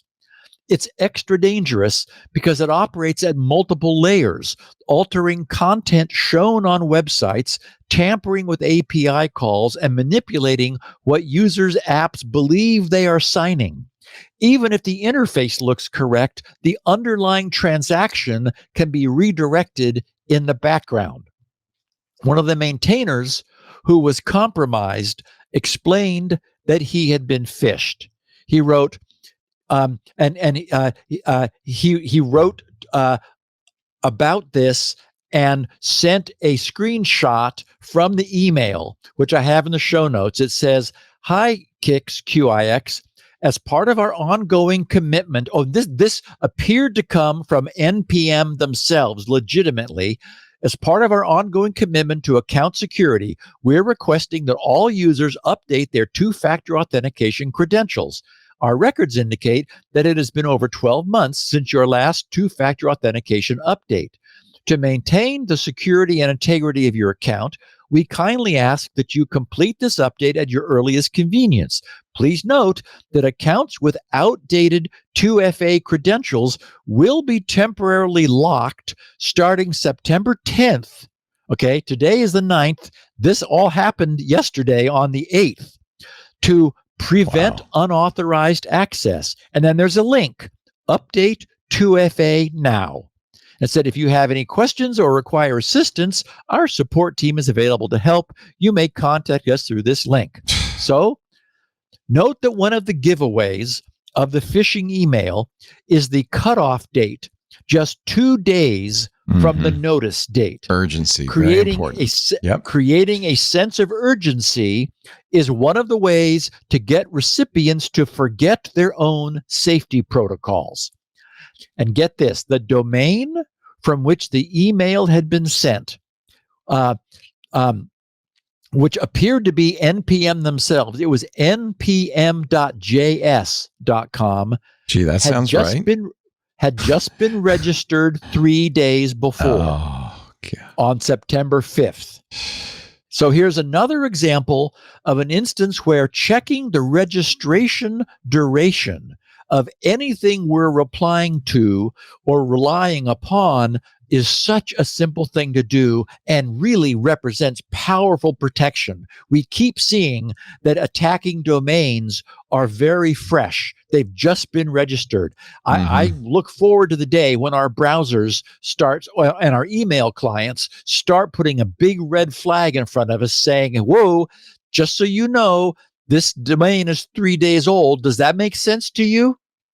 And, that's what Next DNS does. And I turned it off because there were sites that I wanted to access that were brand new. And then I realized maybe I should turn that back on again. Yeah, I think, just clicking through those makes sense. And pausing to ask whether there's something there makes sense. So the fate of many hundreds of millions of users of this handful of 18 NPM packages critically depends upon the package maintainers not falling for basic phishing attacks, basically, think about how similar this is to the certificate authority model, which is, really struggles and works at maintaining its security. However, there we have a relatively small number of trusted root authorities that are able to that know that their existence, that their trust relies upon not making a mistake. Here, we've got the guy in Nebraska who's maintaining the random one-line, error.ex package, and oops, up pops a note, and he doesn't want to get locked out, so he clicks the update 2FA and ends up turning his credentials over, loses control of his repository, malware gets injected, and 2 billion downloads a week. So, and this is the problem in general, is that we've got all of these automated systems to make our life easier. When you want to install something using Docker, it downloads a manifest and you just watch it as it downloads stuff, loads stuff. All this stuff spews by. And it's, this is great. Boy, that was easy. So as I started off, all this, I guess. I know. As I started off saying, without ever intending to, and with only ever having the most altruistic and best of intentions, we have slowly over time built not just a house of cards, but a massive kingdom castle out of cards. It's a system that we cannot stop using because over time we've become utterly dependent upon it. Yet its security, which is to say its frankly shameful lack of security, actual security, really ought to be keeping anyone who's using it up at night. Everyone has only the best of intentions. Of that, there's no doubt. But, an old familiar saying might apply here. The road to hell is paved with good intentions. And unfortunately, we have a system that, everybody is using, and it's just not secure. One piece of listener feedback from Bill Allen. He said, the mention of BYTE Magazine in Security Now 1041 caused me to remember how I became introduced to SpinRite in the first place. 1988 was the year I upgraded my dual floppy drive IBM XT clone PC to a 32 megabyte MFM RLL mini scribe drive. Yep, remember that? I had one of those too.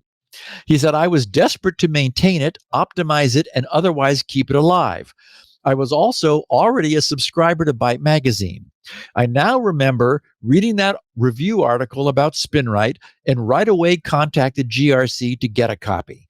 I know I started with SpinRite 1, so that seems about the right time frame. Anyways, that was a welcome trip down memory lane. I'm still using SpinRite today with version 6.1 and have introduced it over the years to new generations of technicians. There's a little sadness in all this, though, as it also reminded me of the sudden demise of BYTE Magazine in 1998. I remember being rather devastated since it was my primary source of tech news and views at the time. He said, here's a bit on that from Tom R. Halfhill, BYTE Magazine senior editor from 1992 through 1998. And he includes a link in his note, signing off, best regards, Bill Allen, Crowley, Texas, SpinRite 1, SN1. So the link that Bill provided is very interesting to anyone who loved BYTE Magazine. The page explains the sequence of events surrounding the end of BYTE Magazine in detail, which amounts to CMP purchasing all of McGraw-Hill's publications and just not caring about BYTE Magazine. But, for example, it mentions our old friend Jerry Pornell writing, after the 1998 shutdown, the BYTE website continued to draw about 600,000 page views a month, even without ever being updated. Obviously, many people still wanted the kind of information BYTE provided. This unrelenting traffic prompted CMP to revive BYTE as a web-only publication in 1999. CMP convinced longtime BYTE columnist Jerry Pournelle to resume his Chaos Manor column on the new BYTE.com website, lending some credibility to the effort. However, Pournelle left BYTE.com in 2006. The underfunded website lacked BYTE Magazine's breadth and depth of technical content, and it vanished in 2009. So anyway, there's much more there, including a detailed FAQ created by, as Bill noted, Tom Halfhill, and then the senior editor of BYTE Magazine's print edition at the time of its demise. I invite anyone who might be curious to follow the link in Bill's feedback.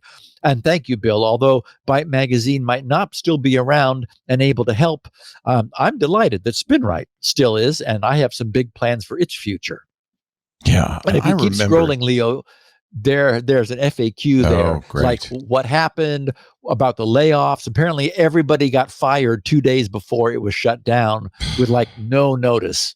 Yeah, it's sad. And one techie was allowed to stay, and he resigned in protest because it's like, I'm not going to stay here when all my friends have just been laid off. And BYTE.com was actually pretty awful.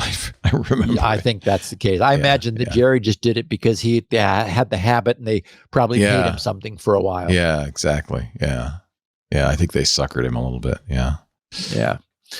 Okay, we're going to talk about letters of marque after our last sponsor. Oh, good. And look at what happens when the government might be giving our private companies the permission to attack the people who are attacking them. To be privateers. It's even worse than that, Leo. It goes way beyond that. Oh, I can't wait. This is fascinating. We'll get to that in a second, but I want to mention our sponsor for this segment of Security Now, ExpressVPN. ExpressVPN is, how can I put this? Like tinted windows for your internet connection. You can see out, but they can't see in. It seems like you'd want the same kind of privacy online as you might have in your limousine. ExpressVPN is the only VPN I use and trust. And you better believe when I go online, especially when I'm traveling in airports or coffee shops in other countries, ExpressVPN is my go-to. Everyone needs ExpressVPN because all your traffic flows through their servers. Internet service providers, including mobile network providers, know every single website you visit. They have the keys, right? And in the US, ISPs are legally allowed to sell that information to advertisers. So you better believe they collect it. Well, not when you're using ExpressVPN, because yes, you're going through your ISP, but what they see is encrypted. ExpressVPN reroutes 100% of your traffic from your computer through secure encrypted servers and then out onto the public internet. All your ISP sees is encrypted gobbledygook. They don't know what you're seeing, what you're using. But then now you're going to say, well, why do you use ExpressVPN? Why is ExpressVPN the best VPN? Because it hides your IP address, making it extremely difficult for third parties to track your online activity. When you emerge on the public internet, it's not your IP address they see, it's ExpressVPN's. Plus, I have to say, ExpressVPN, unlike many other VPNs, really invests in their infrastructure. They rotate their IP addresses, so it's not obviously a VPN IP address. It just looks like a normal IP address. They do so many things to protect your privacy, and they make it really easy, and that's important too. It's easy to use. You just fire up the app, you click one button to get protected. It works on every device you've got, phones, laptops, tablets.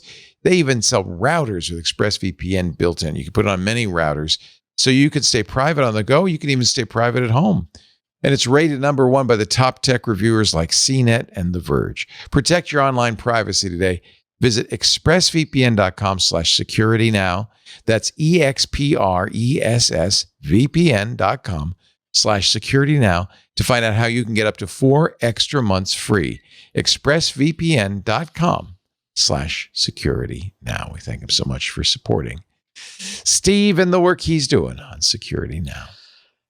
Steve? Okay, so one of the interesting and somewhat delicate topics we've touched on from time to time is the question of whether, and if so, when, it might be okay for good guys to do things that are not technically legal, but with good intent and for a hopefully good cause and outcome.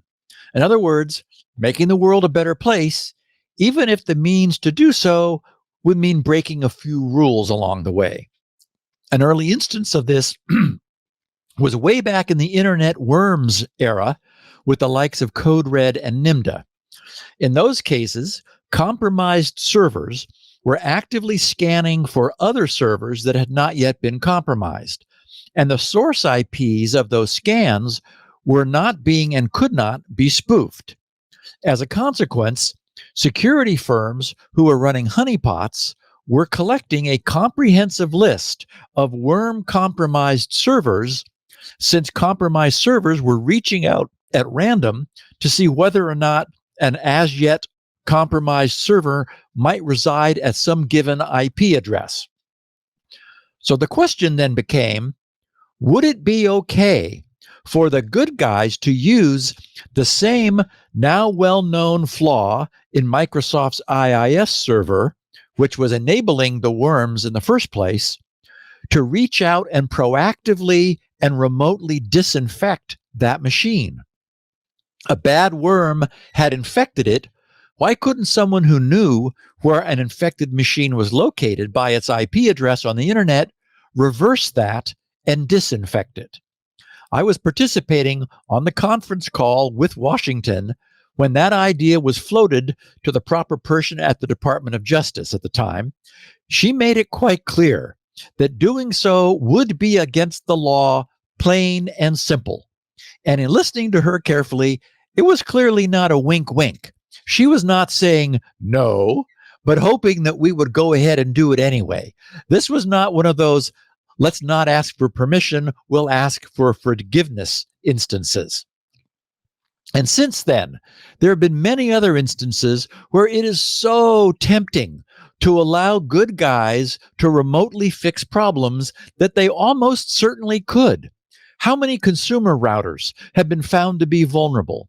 How many random application packages could be patched with the knowledge of a problem before that problem's public release? When Plex found a critical remotely exploitable vulnerability in its publicly exposed media server, it could have proactively reached out and fixed it before bad guys were able to use that flaw to install a keystroke logger into a LastPass developer's machine at home and give LastPass the biggest black eye of its life. In most cases, anything a bad guy can do remotely, a good guy could remotely patch to close the back door long before bad guys are given the information they need in the first place. But it doesn't happen because it's just as illegal for good guys to hack a network, even if the intention is to help that network's owner, as it is for bad guys to hack the same network. And that's the way things have been since the beginning of all this global networking business. We're talking about this today because under our current political administration, things may be changing. Anyone who's been following U.S. news will likely have heard that President Trump has decided to rename the U.S. Department of Defense the Department of War. That certainly reflects a change in attitude somewhere. And I was put in mind of all this when I saw a story in Cyberscoop carrying the headline, Google previews cyber disruption unit as U.S. government and industry weigh going heavier on offense. And the teaser at the top of their story notes, there are still impediments to overcome before companies and agencies can get more broadly aggressive in cyberspace, both legal and commercial. Impediments, I'll say, like all those pesky laws we were just talking about. Since this could change everything we know about the status quo, I want to share what Cyberscoop wrote. They said, Google says it is starting a cyber disruption unit, a development that arrives in a potentially shifting U.S. landscape toward more offensive-oriented approaches in cyberspace. But the contours of that larger shift are still unclear, as is whether or not and to what extent it's even possible. While there's still some momentum in policymaking and industry circles to put a greater emphasis on more aggressive strategies and tactics to respond to cyber attacks, there are also major barriers. Sandra Joyce is the vice president of Google's Threat Intelligence Group. That's TIG, who, as we noted earlier, has recently been extorted to fire those two guys. She said at a conference last Tuesday that more details of the disruption unit would be forthcoming in future months. But the company was looking for, quote, legal and ethical disruption options as part of the unit's work. She said at the center, and we'll be talking about this a lot, CCPL, the Center for Cybersecurity Policy and Law event, where she called for partners in the project. Quote, what we're doing in the Google Threat Intelligence Group is intelligence-led proactive identification of opportunities where we can actually take down some type of campaign or operation. We have to get from a reactive position to a proactive one if we're going to make a difference right now, unquote. CyberScoop wrote, the boundaries in the cyber domain between actions considered cyber offense and those meant to deter cyber attacks are often unclear. The trade-off between active defense versus hacking back is a common dividing line. On the less aggressive end, active defense can include tactics like setting up honeypots designed to lure and trick attackers. At the more extreme end, hacking back would typically involve actions that attempt to deliberately destroy an attacker's systems or networks. Disruption operations might fall between the two, like Microsoft taking down botnet infrastructure in court or the Justice Department seizing stolen cryptocurrency from hackers. Trump administration officials and some in Congress have been advocating for the U.S. government to go on offense in cyberspace, saying that foreign hackers and criminals are not suffering sufficient consequences. Much criticized legislation to authorize private sector hacking back has long stalled in Congress, but some have recently pushed a version of the idea where the president would issue letters of marque, like those for early USC privateers, to companies, authorizing them to legally conduct offensive cyber operations currently forbidden under U.S. law. Whoa. So this would not be getting a get-out-of-jail-free card. This would be a preemptive pardon for anything illegal that might be done in the security interests of the United States. So at this point, I was curious about these letters of marque, so I asked our AI oracle about them and learned the following. It said a letter of marque is an old legal instrument from the age of the sail. It was essentially a government license authorizing a private ship owner, a privateer, to arm their vessel and attack the shipping of an enemy nation during wartime. Marque means seizure. The letter granted the holder the right to capture enemy vessels and cargo. The captured ships, called prizes, would then be brought back to port, condemned in a prize court, and sold, with profits shared between the privateer and the government. The system blurred the line between the Navy and piracy. Without a letter, you were a pirate. With one, you were a lawful privateer. In the U.S. context, the U.S. Constitution, Article 1, Section 8, explicitly gives Congress the power to declare war, grant letters of marque and reprisal, and make rules concerning captures on land and water, unquote. So legally, only Congress, not the president, can authorize letters of marque. That means the phrase presidential letter of marque is technically a misnomer. The president cannot independently issue them. Congress would have to approve. Now, the reason ChatGPT offered that was that, not knowing any better and following from CyberScoop's article, which said that, Quote, some have recently pushed a version of the idea where the president would issue letters of marque. My questioning prompt to ChatGPT was, what is a presidential letter of marque? As we learned, there is no such thing. On the other hand, our experience during President Trump's second term suggests that this president would not let that stop him. Finishing up with ChatGPT's reply, because it's interesting, it said, the last U.S. letters of marque were issued during the War of 1812. After that, the U.S. Navy became strong enough that privateering was no longer needed. International law, the 1856 Declaration of Paris, abolished privateering among most major powers. The U.S. never signed, but has honored the ban in practice. In modern discussions, you'll sometimes hear about reviving letters of marque in the context of cybersecurity. For example, allowing private companies to take offensive action against foreign hackers. But that's purely theoretical and would require an act of Congress.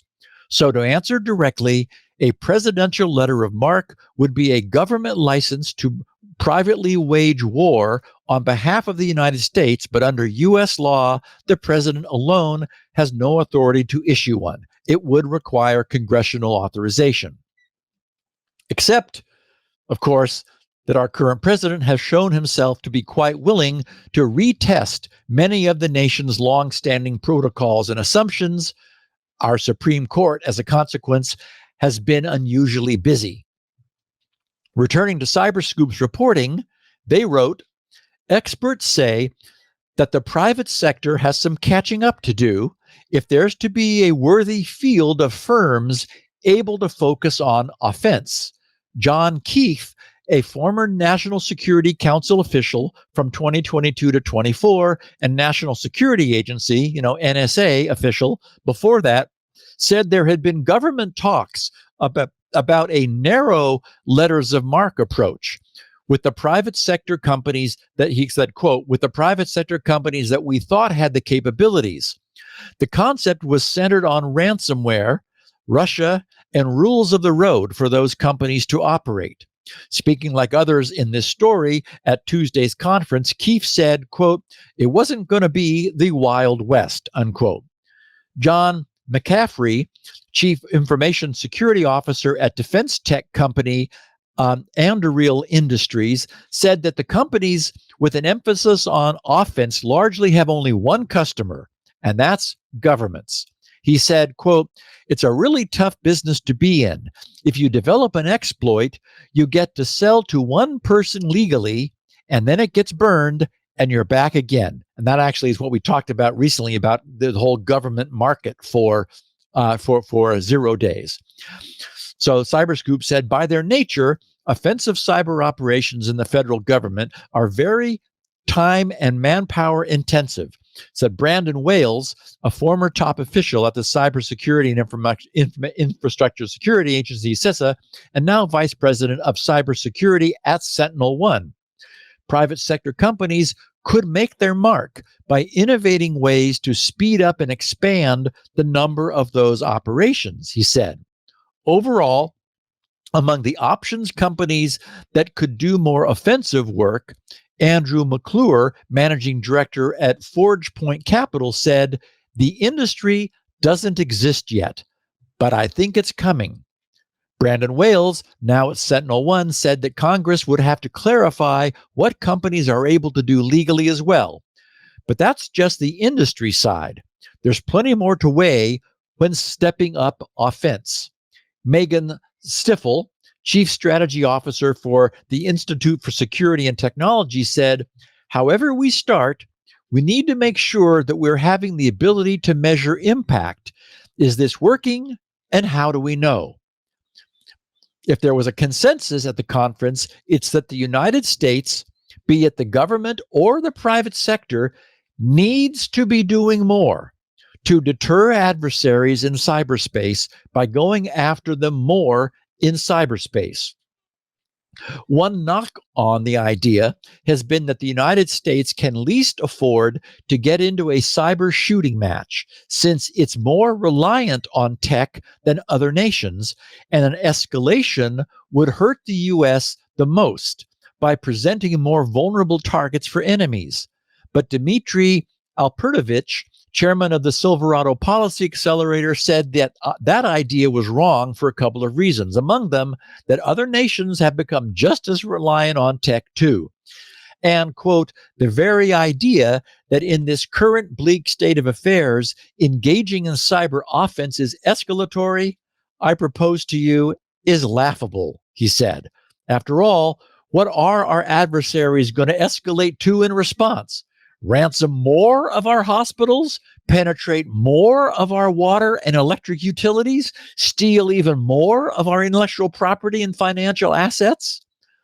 Alpertovich continued, not only is engaging in thoughtful and careful cyber offense not escalatory, but not doing so would be. Okay, so this was just one article in Cyberscoop, but the consequences of this recent conference captured the attention of the entire industry. 3 days ago, in Lawfare, the headline was Google sharpens its cyber knife. 4 days ago, the publication Today's General Counsel's headline was Google is forming a cyber disruption unit. Also 4 days ago, OODALoop.com, the perils of precedent. Could Google's disruption unit invite retaliation? 5 days ago in SC Media, Google to launch cyber disruption unit. 6 days ago, the Digital Watch Observatory's headline was disruption unit planned by Google to boost proactive cyber defense. 7 days ago in Homeland Security Today, Google previews cyber disruption unit as U.S. debates stronger offensive measures. Even Tom's Hardware, back on August 28th, carried the headline, Google is getting ready to hack back as U.S. considers shifting from cyber defense to offense. So,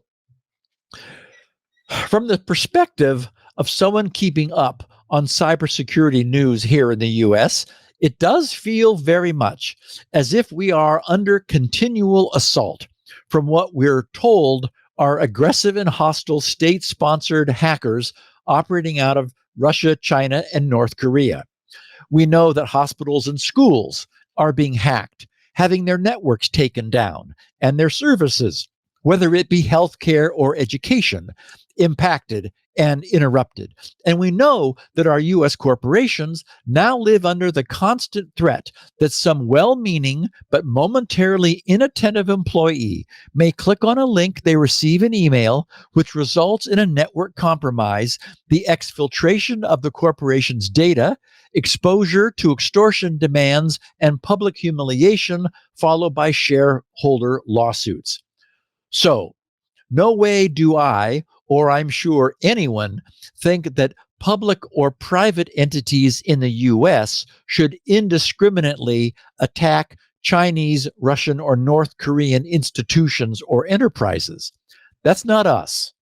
And I was assuming that was not what anyone was talking about. It doesn't sound like Google is.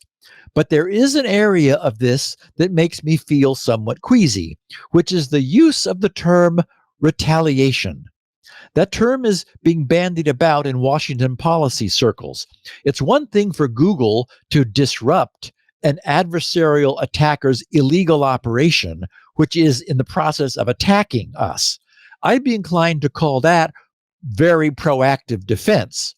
But it's another thing entirely to use the threat of wholesale, unfocused reprisal as a deterrent, which is also being discussed. The conference that recently brought all this to a head was held by the Center for Cybersecurity Policy and Law, which I mentioned is the CCPL, exactly 2 weeks ago on August 26th. The conference announcement said, quote, CCPL will convene cybersecurity leaders from government, industry, and policy disciplines to delve into core questions raised in the recent CCPL report, quote, to hack back or not hack back? That is the question. Or is it? Okay, so I've linked to this 7-page PDF in the show notes. And for anyone who's interested in this whole topic, believe me, this report will not bore you. It's quite chilling. Under its section, Why Are We Talking About This Now?, the report writes, the arrival of a new administration and the growing complexity of the cyber threat landscape have reignited discussions around the use of offensive cyber operations. The White House has suggested that such tactics could be a valuable part of the U.S. national security toolkit, particularly to counter cyber threats from China. Proponents highlight major incidents, including the Salt Typhoon and Vault Typhoon campaigns and the recent breach of the U.S. Department of the Treasury, as clear indications that stronger deterrence measures are necessary to combat cybercriminals and state-sponsored threat actors. Though not a new debate, they write, some senior officials and agencies are signaling renewed interest in expanding offensive cyber capabilities, including potential involvement by the private sector. The U.S. Cyber Command, U.S. Cybercom, has emphasized the need for more proactive actions, especially in defending critical infrastructure. The goal is to use offensive cyber tools not just in retaliation, but also as a deterrent to prevent future attacks. Okay, now, I hope it's clear to everyone that this really changes the game. Maybe it's a good thing. I can't judge that. Perhaps officials in China, Russia, and North Korea have been laughing at the U.S. and at our quaint Constitution, which so often ties our hands and prevents ad hoc retaliation during a fit of pique. If that's been the case historically, I would at least imagine that they are likely laughing less loudly with President Trump sitting in the Oval Office, where fits of pique appear to be the order of the day. If having President Trump's finger on the button gives them pause, it's not clear to me that's a bad thing. But to be very clear, what this policy exploration paper is examining is not some Google disruption of a specific targeted foreign criminal enterprise. It's exploring a significant escalation in U.S. cyber posture.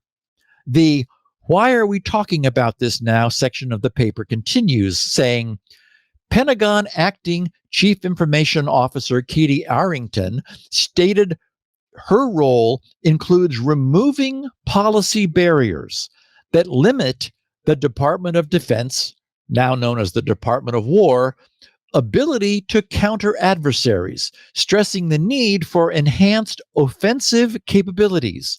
Similarly, CIA Director John Ratcliffe has expressed support for developing offensive cyber tools and establishing a comprehensive cyber deterrence strategy. Former National Security Advisor Mike Waltz has also endorsed the use of offensive cyber operations to impose greater costs on threat actors like China. Katie Sutton, the nominee for Assistant Secretary of Defense for Cyber Policy, pledged during her confirmation hearing to review National Security Policy Memorandum 13. That's actually kind of infamous. It's referred to in that 7-page document, which governs the DoD's authority to conduct offensive cyber operations. Originally issued under the Trump administration in 2018 and revised by the Biden administration in 2022, NSPM 13 provides, quote, well-defined authorities to the Secretary of Defense, now actually known as the Secretary of War, to conduct time-sensitive military operations in cyberspace, according to a 2020 speech given by Paul Ney, the former DoD General Counsel. Congress is also revisiting the role of offensive cyber operations. Congress is. Although the bipartisan, quote, Active Cyber Defense Certainty Act introduced in 2019 by Representative Tom Graves, failed to pass the 116th Congress, it has helped revive the debate. The bill aimed to amend the Computer Fraud and Abuse Act to grant legal authority for organizations to engage in active cyber defense, including offensive measures to protect their networks. Okay, now, none of us are on the inside in the way these government officials are.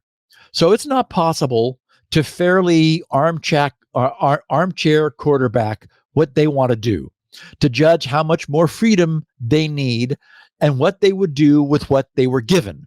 And it does appear that even if President Trump were to issue letters of marque, they would only be serving as a bridge to where it certainly does appear the country's current intelligence and defense agency heads and many legislators want to take the country. Sentiment appears to be moving in a cyber aggressive direction. And as for cyber as a deterrent, I'm not sure about that. I don't like the idea of any conflict being escalated, whether cyber or conventional. The U.S.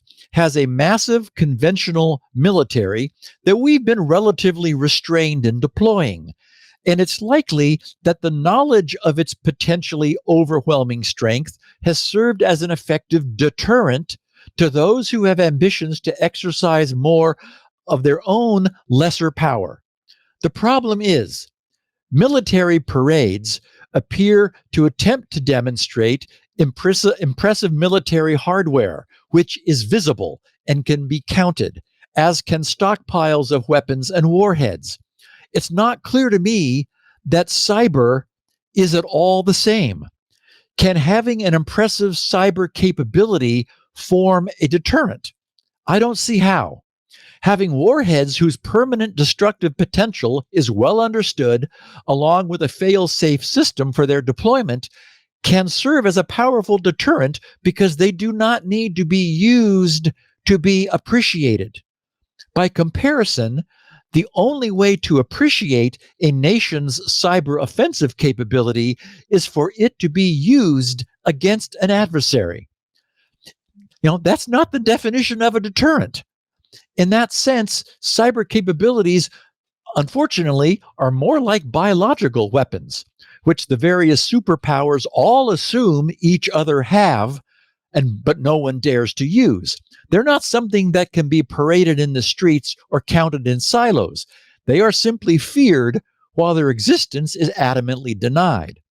Following that analogy, fear of what such a weapon might do if it were ever to be released does serve as a deterrent, I suppose. So might the various other cyber warfare nations, China, Russia, and North Korea, be fearful of the United States cyber warfare capabilities? I have no idea.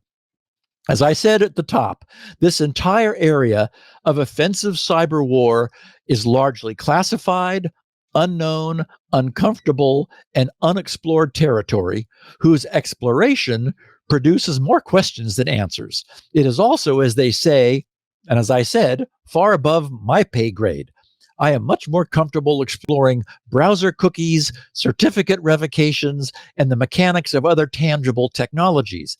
But the fact is, conferences like the one that was just held 2 weeks ago today, during which Google announced their formation of a disruption unit, are occurring, and as all the other headlines clearly showed, it's big news. So as uncomfortable as it may be, and as many questions as we may be left with, I think we should at least be aware of what's percolating out there on the cyber warfare front. It may well change the way the world is organized. So it's an interesting question. I mean, when you compare it to biological warfare, there's very clear. We have a long tradition with the Geneva Conventions and other agreements between nations of staying away from stuff that could really escalate into something nightmarish. Right. Do you feel that cyber warfare is that risky? There's a little bit of a problem with containment, I think. I mean, okay, so say, for example, that the U.S. has the ability to shut off the electrical power for Beijing. Right. It would be a huge embarrassment. If it was actually happen, deaths would occur, right? If like all power, I mean, it would be an act of war. It would be an act of war. Yes. Yeah. And I mean, and so it's extremely escalatory by nature. Now, so maybe you do something smaller. You shut off the power for a small province somewhere. That's like, almost to do a demonstration to show that we have the capability. Don't see. I think that it's an interesting. Or maybe such a conundrum. Maybe we attack a lesser country and that that. Well, we did that when the Ukraine war began. We engaged in offensive cyber warfare on their behalf. We know we did that, and I suspect that that's one of the things the Ukraine war has been all along, is a proxy for these superpowers to demonstrate capabilities in an attempt to deter each other. Right. We really don't want you to go any further, Vladimir. We're not happy with you getting closer to the NATO borders. So, and the risk is if you do a large scale, look, the Chinese are probably much more able to disrupt our grid than we are able to disrupt their grid, right? That's my worry. And so we only have a U.S. centric view. And I talk about that all the time. We know how much we're being attacked. I don't know. I mean, and I don't think that I mean, and they're attacking us indiscriminately, right? They're state sponsored, and they're ransoming our enterprises. They're attacking our hospitals and our school systems. I mean, I hope we're not doing that. That's that's disgusting. Yeah, that's the other thing is, we often believe that we in the United States have a higher calling and don't want to engage in pesky Constitution. Yeah. But at the same time, I can understand the urge, and I do feel you're right that where we stand right now, I mean, just nicknaming the Department of Defense, Department of War kind of says it all. We are in a very much of a saber rattling situation. And I'm sure there are people in the government who are saying, let's go. Why are we not doing it? Regardless of the consequences. I think the sensible thing would be to demonstrate the capability as a deterrent. Just as you hope with nuclear. And then how do you? Well, you do things like small scale, but targeted, and you do them in a way that is clearly a demonstration. So you don't, it would be enough to put on Vladimir's screen, hey, we're watching you, so knock it off. That would harm no one. But it would be an effective demonstration of our capabilities. I think there are ways, especially with Russia is still on the internet. It would be nice if we just denied, just like Russia became. Well, that's what I don't think you want to do something so dramatic. I think what you want to do, and I think there are ample opportunities to do this in cyber warfare, is demonstrate a capability, and then say, so what? That's effective, I would think. And it just as you say, having a beautiful example is what we did with Stuxnet. The world went, oh my goodness. Right.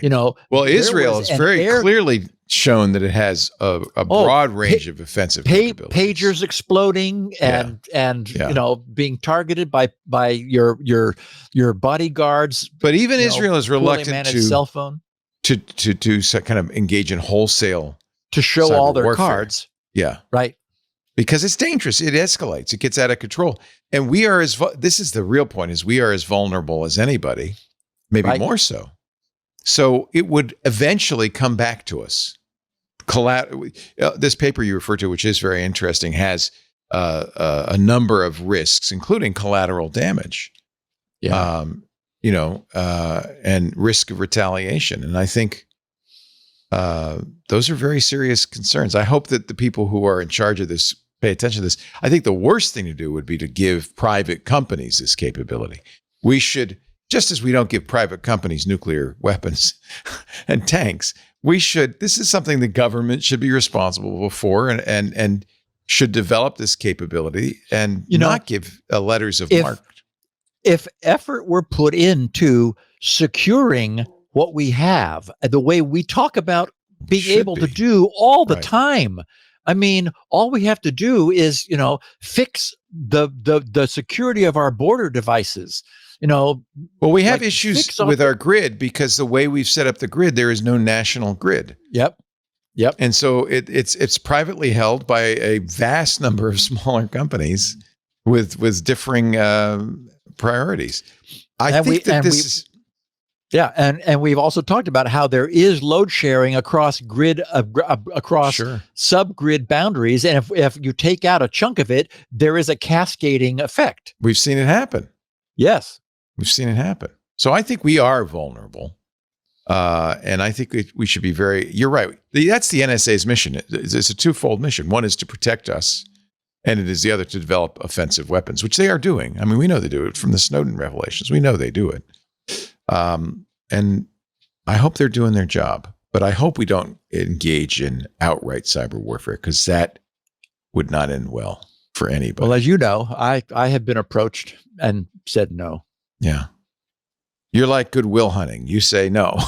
I'm not going to work for the NSA. Sorry, I can't.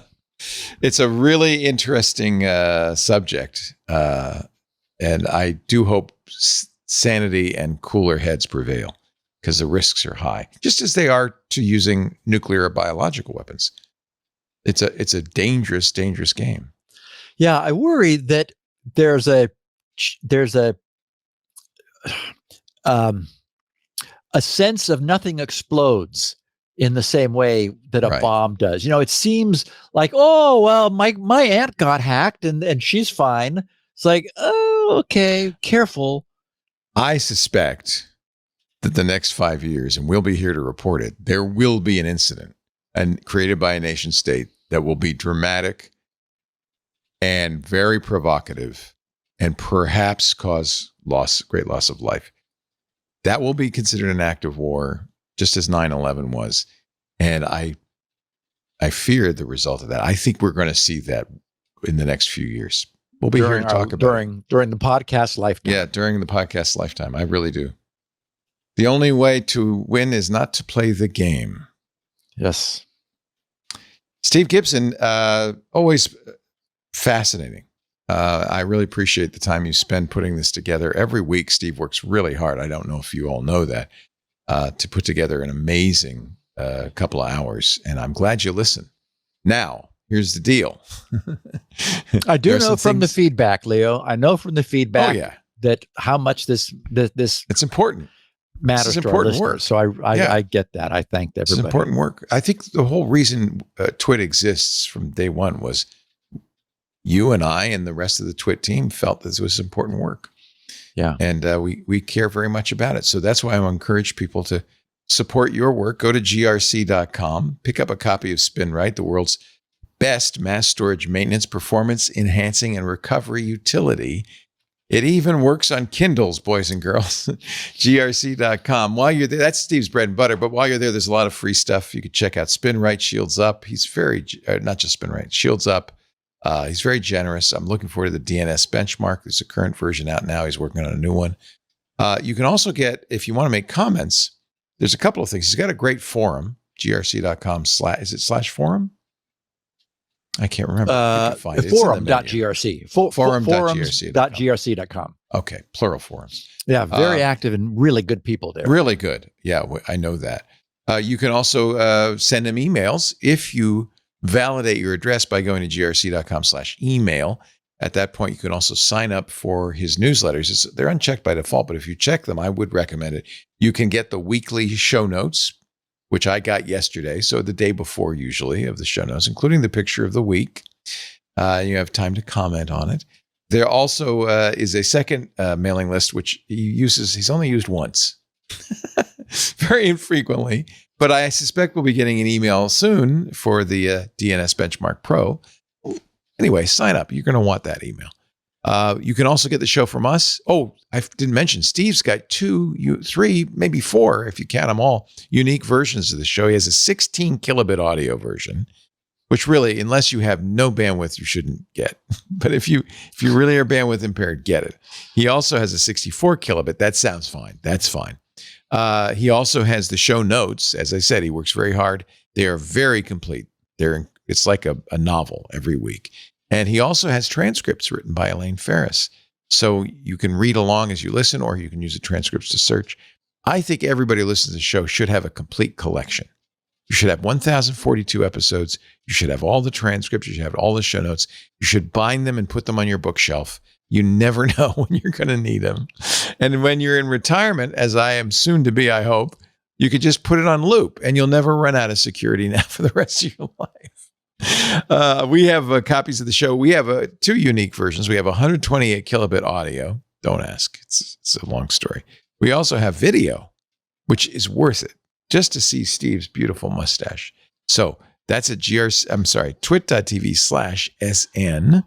There's also a YouTube channel that also has the video. That's really most useful if you want to share a clip. If you wanted to share a clip with your senator or your member of Congress of what we just talked about, cyber warfare, that'd be a great example. Just send them a YouTube clip. Everybody could see it, even a member of Congress. and then, you can express your opinions this way or share important information with friends and family and coworkers. There's also, of course, the best way to subscribe. It's an RSS feed. Subscribe in your favorite podcast client. You'll get it automatically as soon as it's available, audio or video or both. And if you do subscribe, do me a favor, leave a 5-star review for Steve so that others can discover this amazing resource that Steve worked so hard to put out. You also support us, of course, if you're a member of the club. We'd love to have you. twit.tv/clubtwit. That pays a quarter of Steve's salary. It pays 25% of our operating expenses. It's a very important resource. We are seeing, as we fully expected with the shaky economy, we're starting to see advertisers kind of pull back a little bit, and that means we're going to have a financial crunch towards the end of the year. We don't want to cut back. We really want to keep going. Your help makes all the difference. And I know that means you're having a financial crunch too. So if you can't afford it, don't worry. We will always offer the show for free. But if you can, please support us by going to twit.tv/clubtwit. I think I've said everything that I need to say, except thank you, Steve, for another great episode. And we will see you next week on Security Now. My pleasure. And I will work to get the date right on the show notes next week. That's okay. That's okay. Security Now.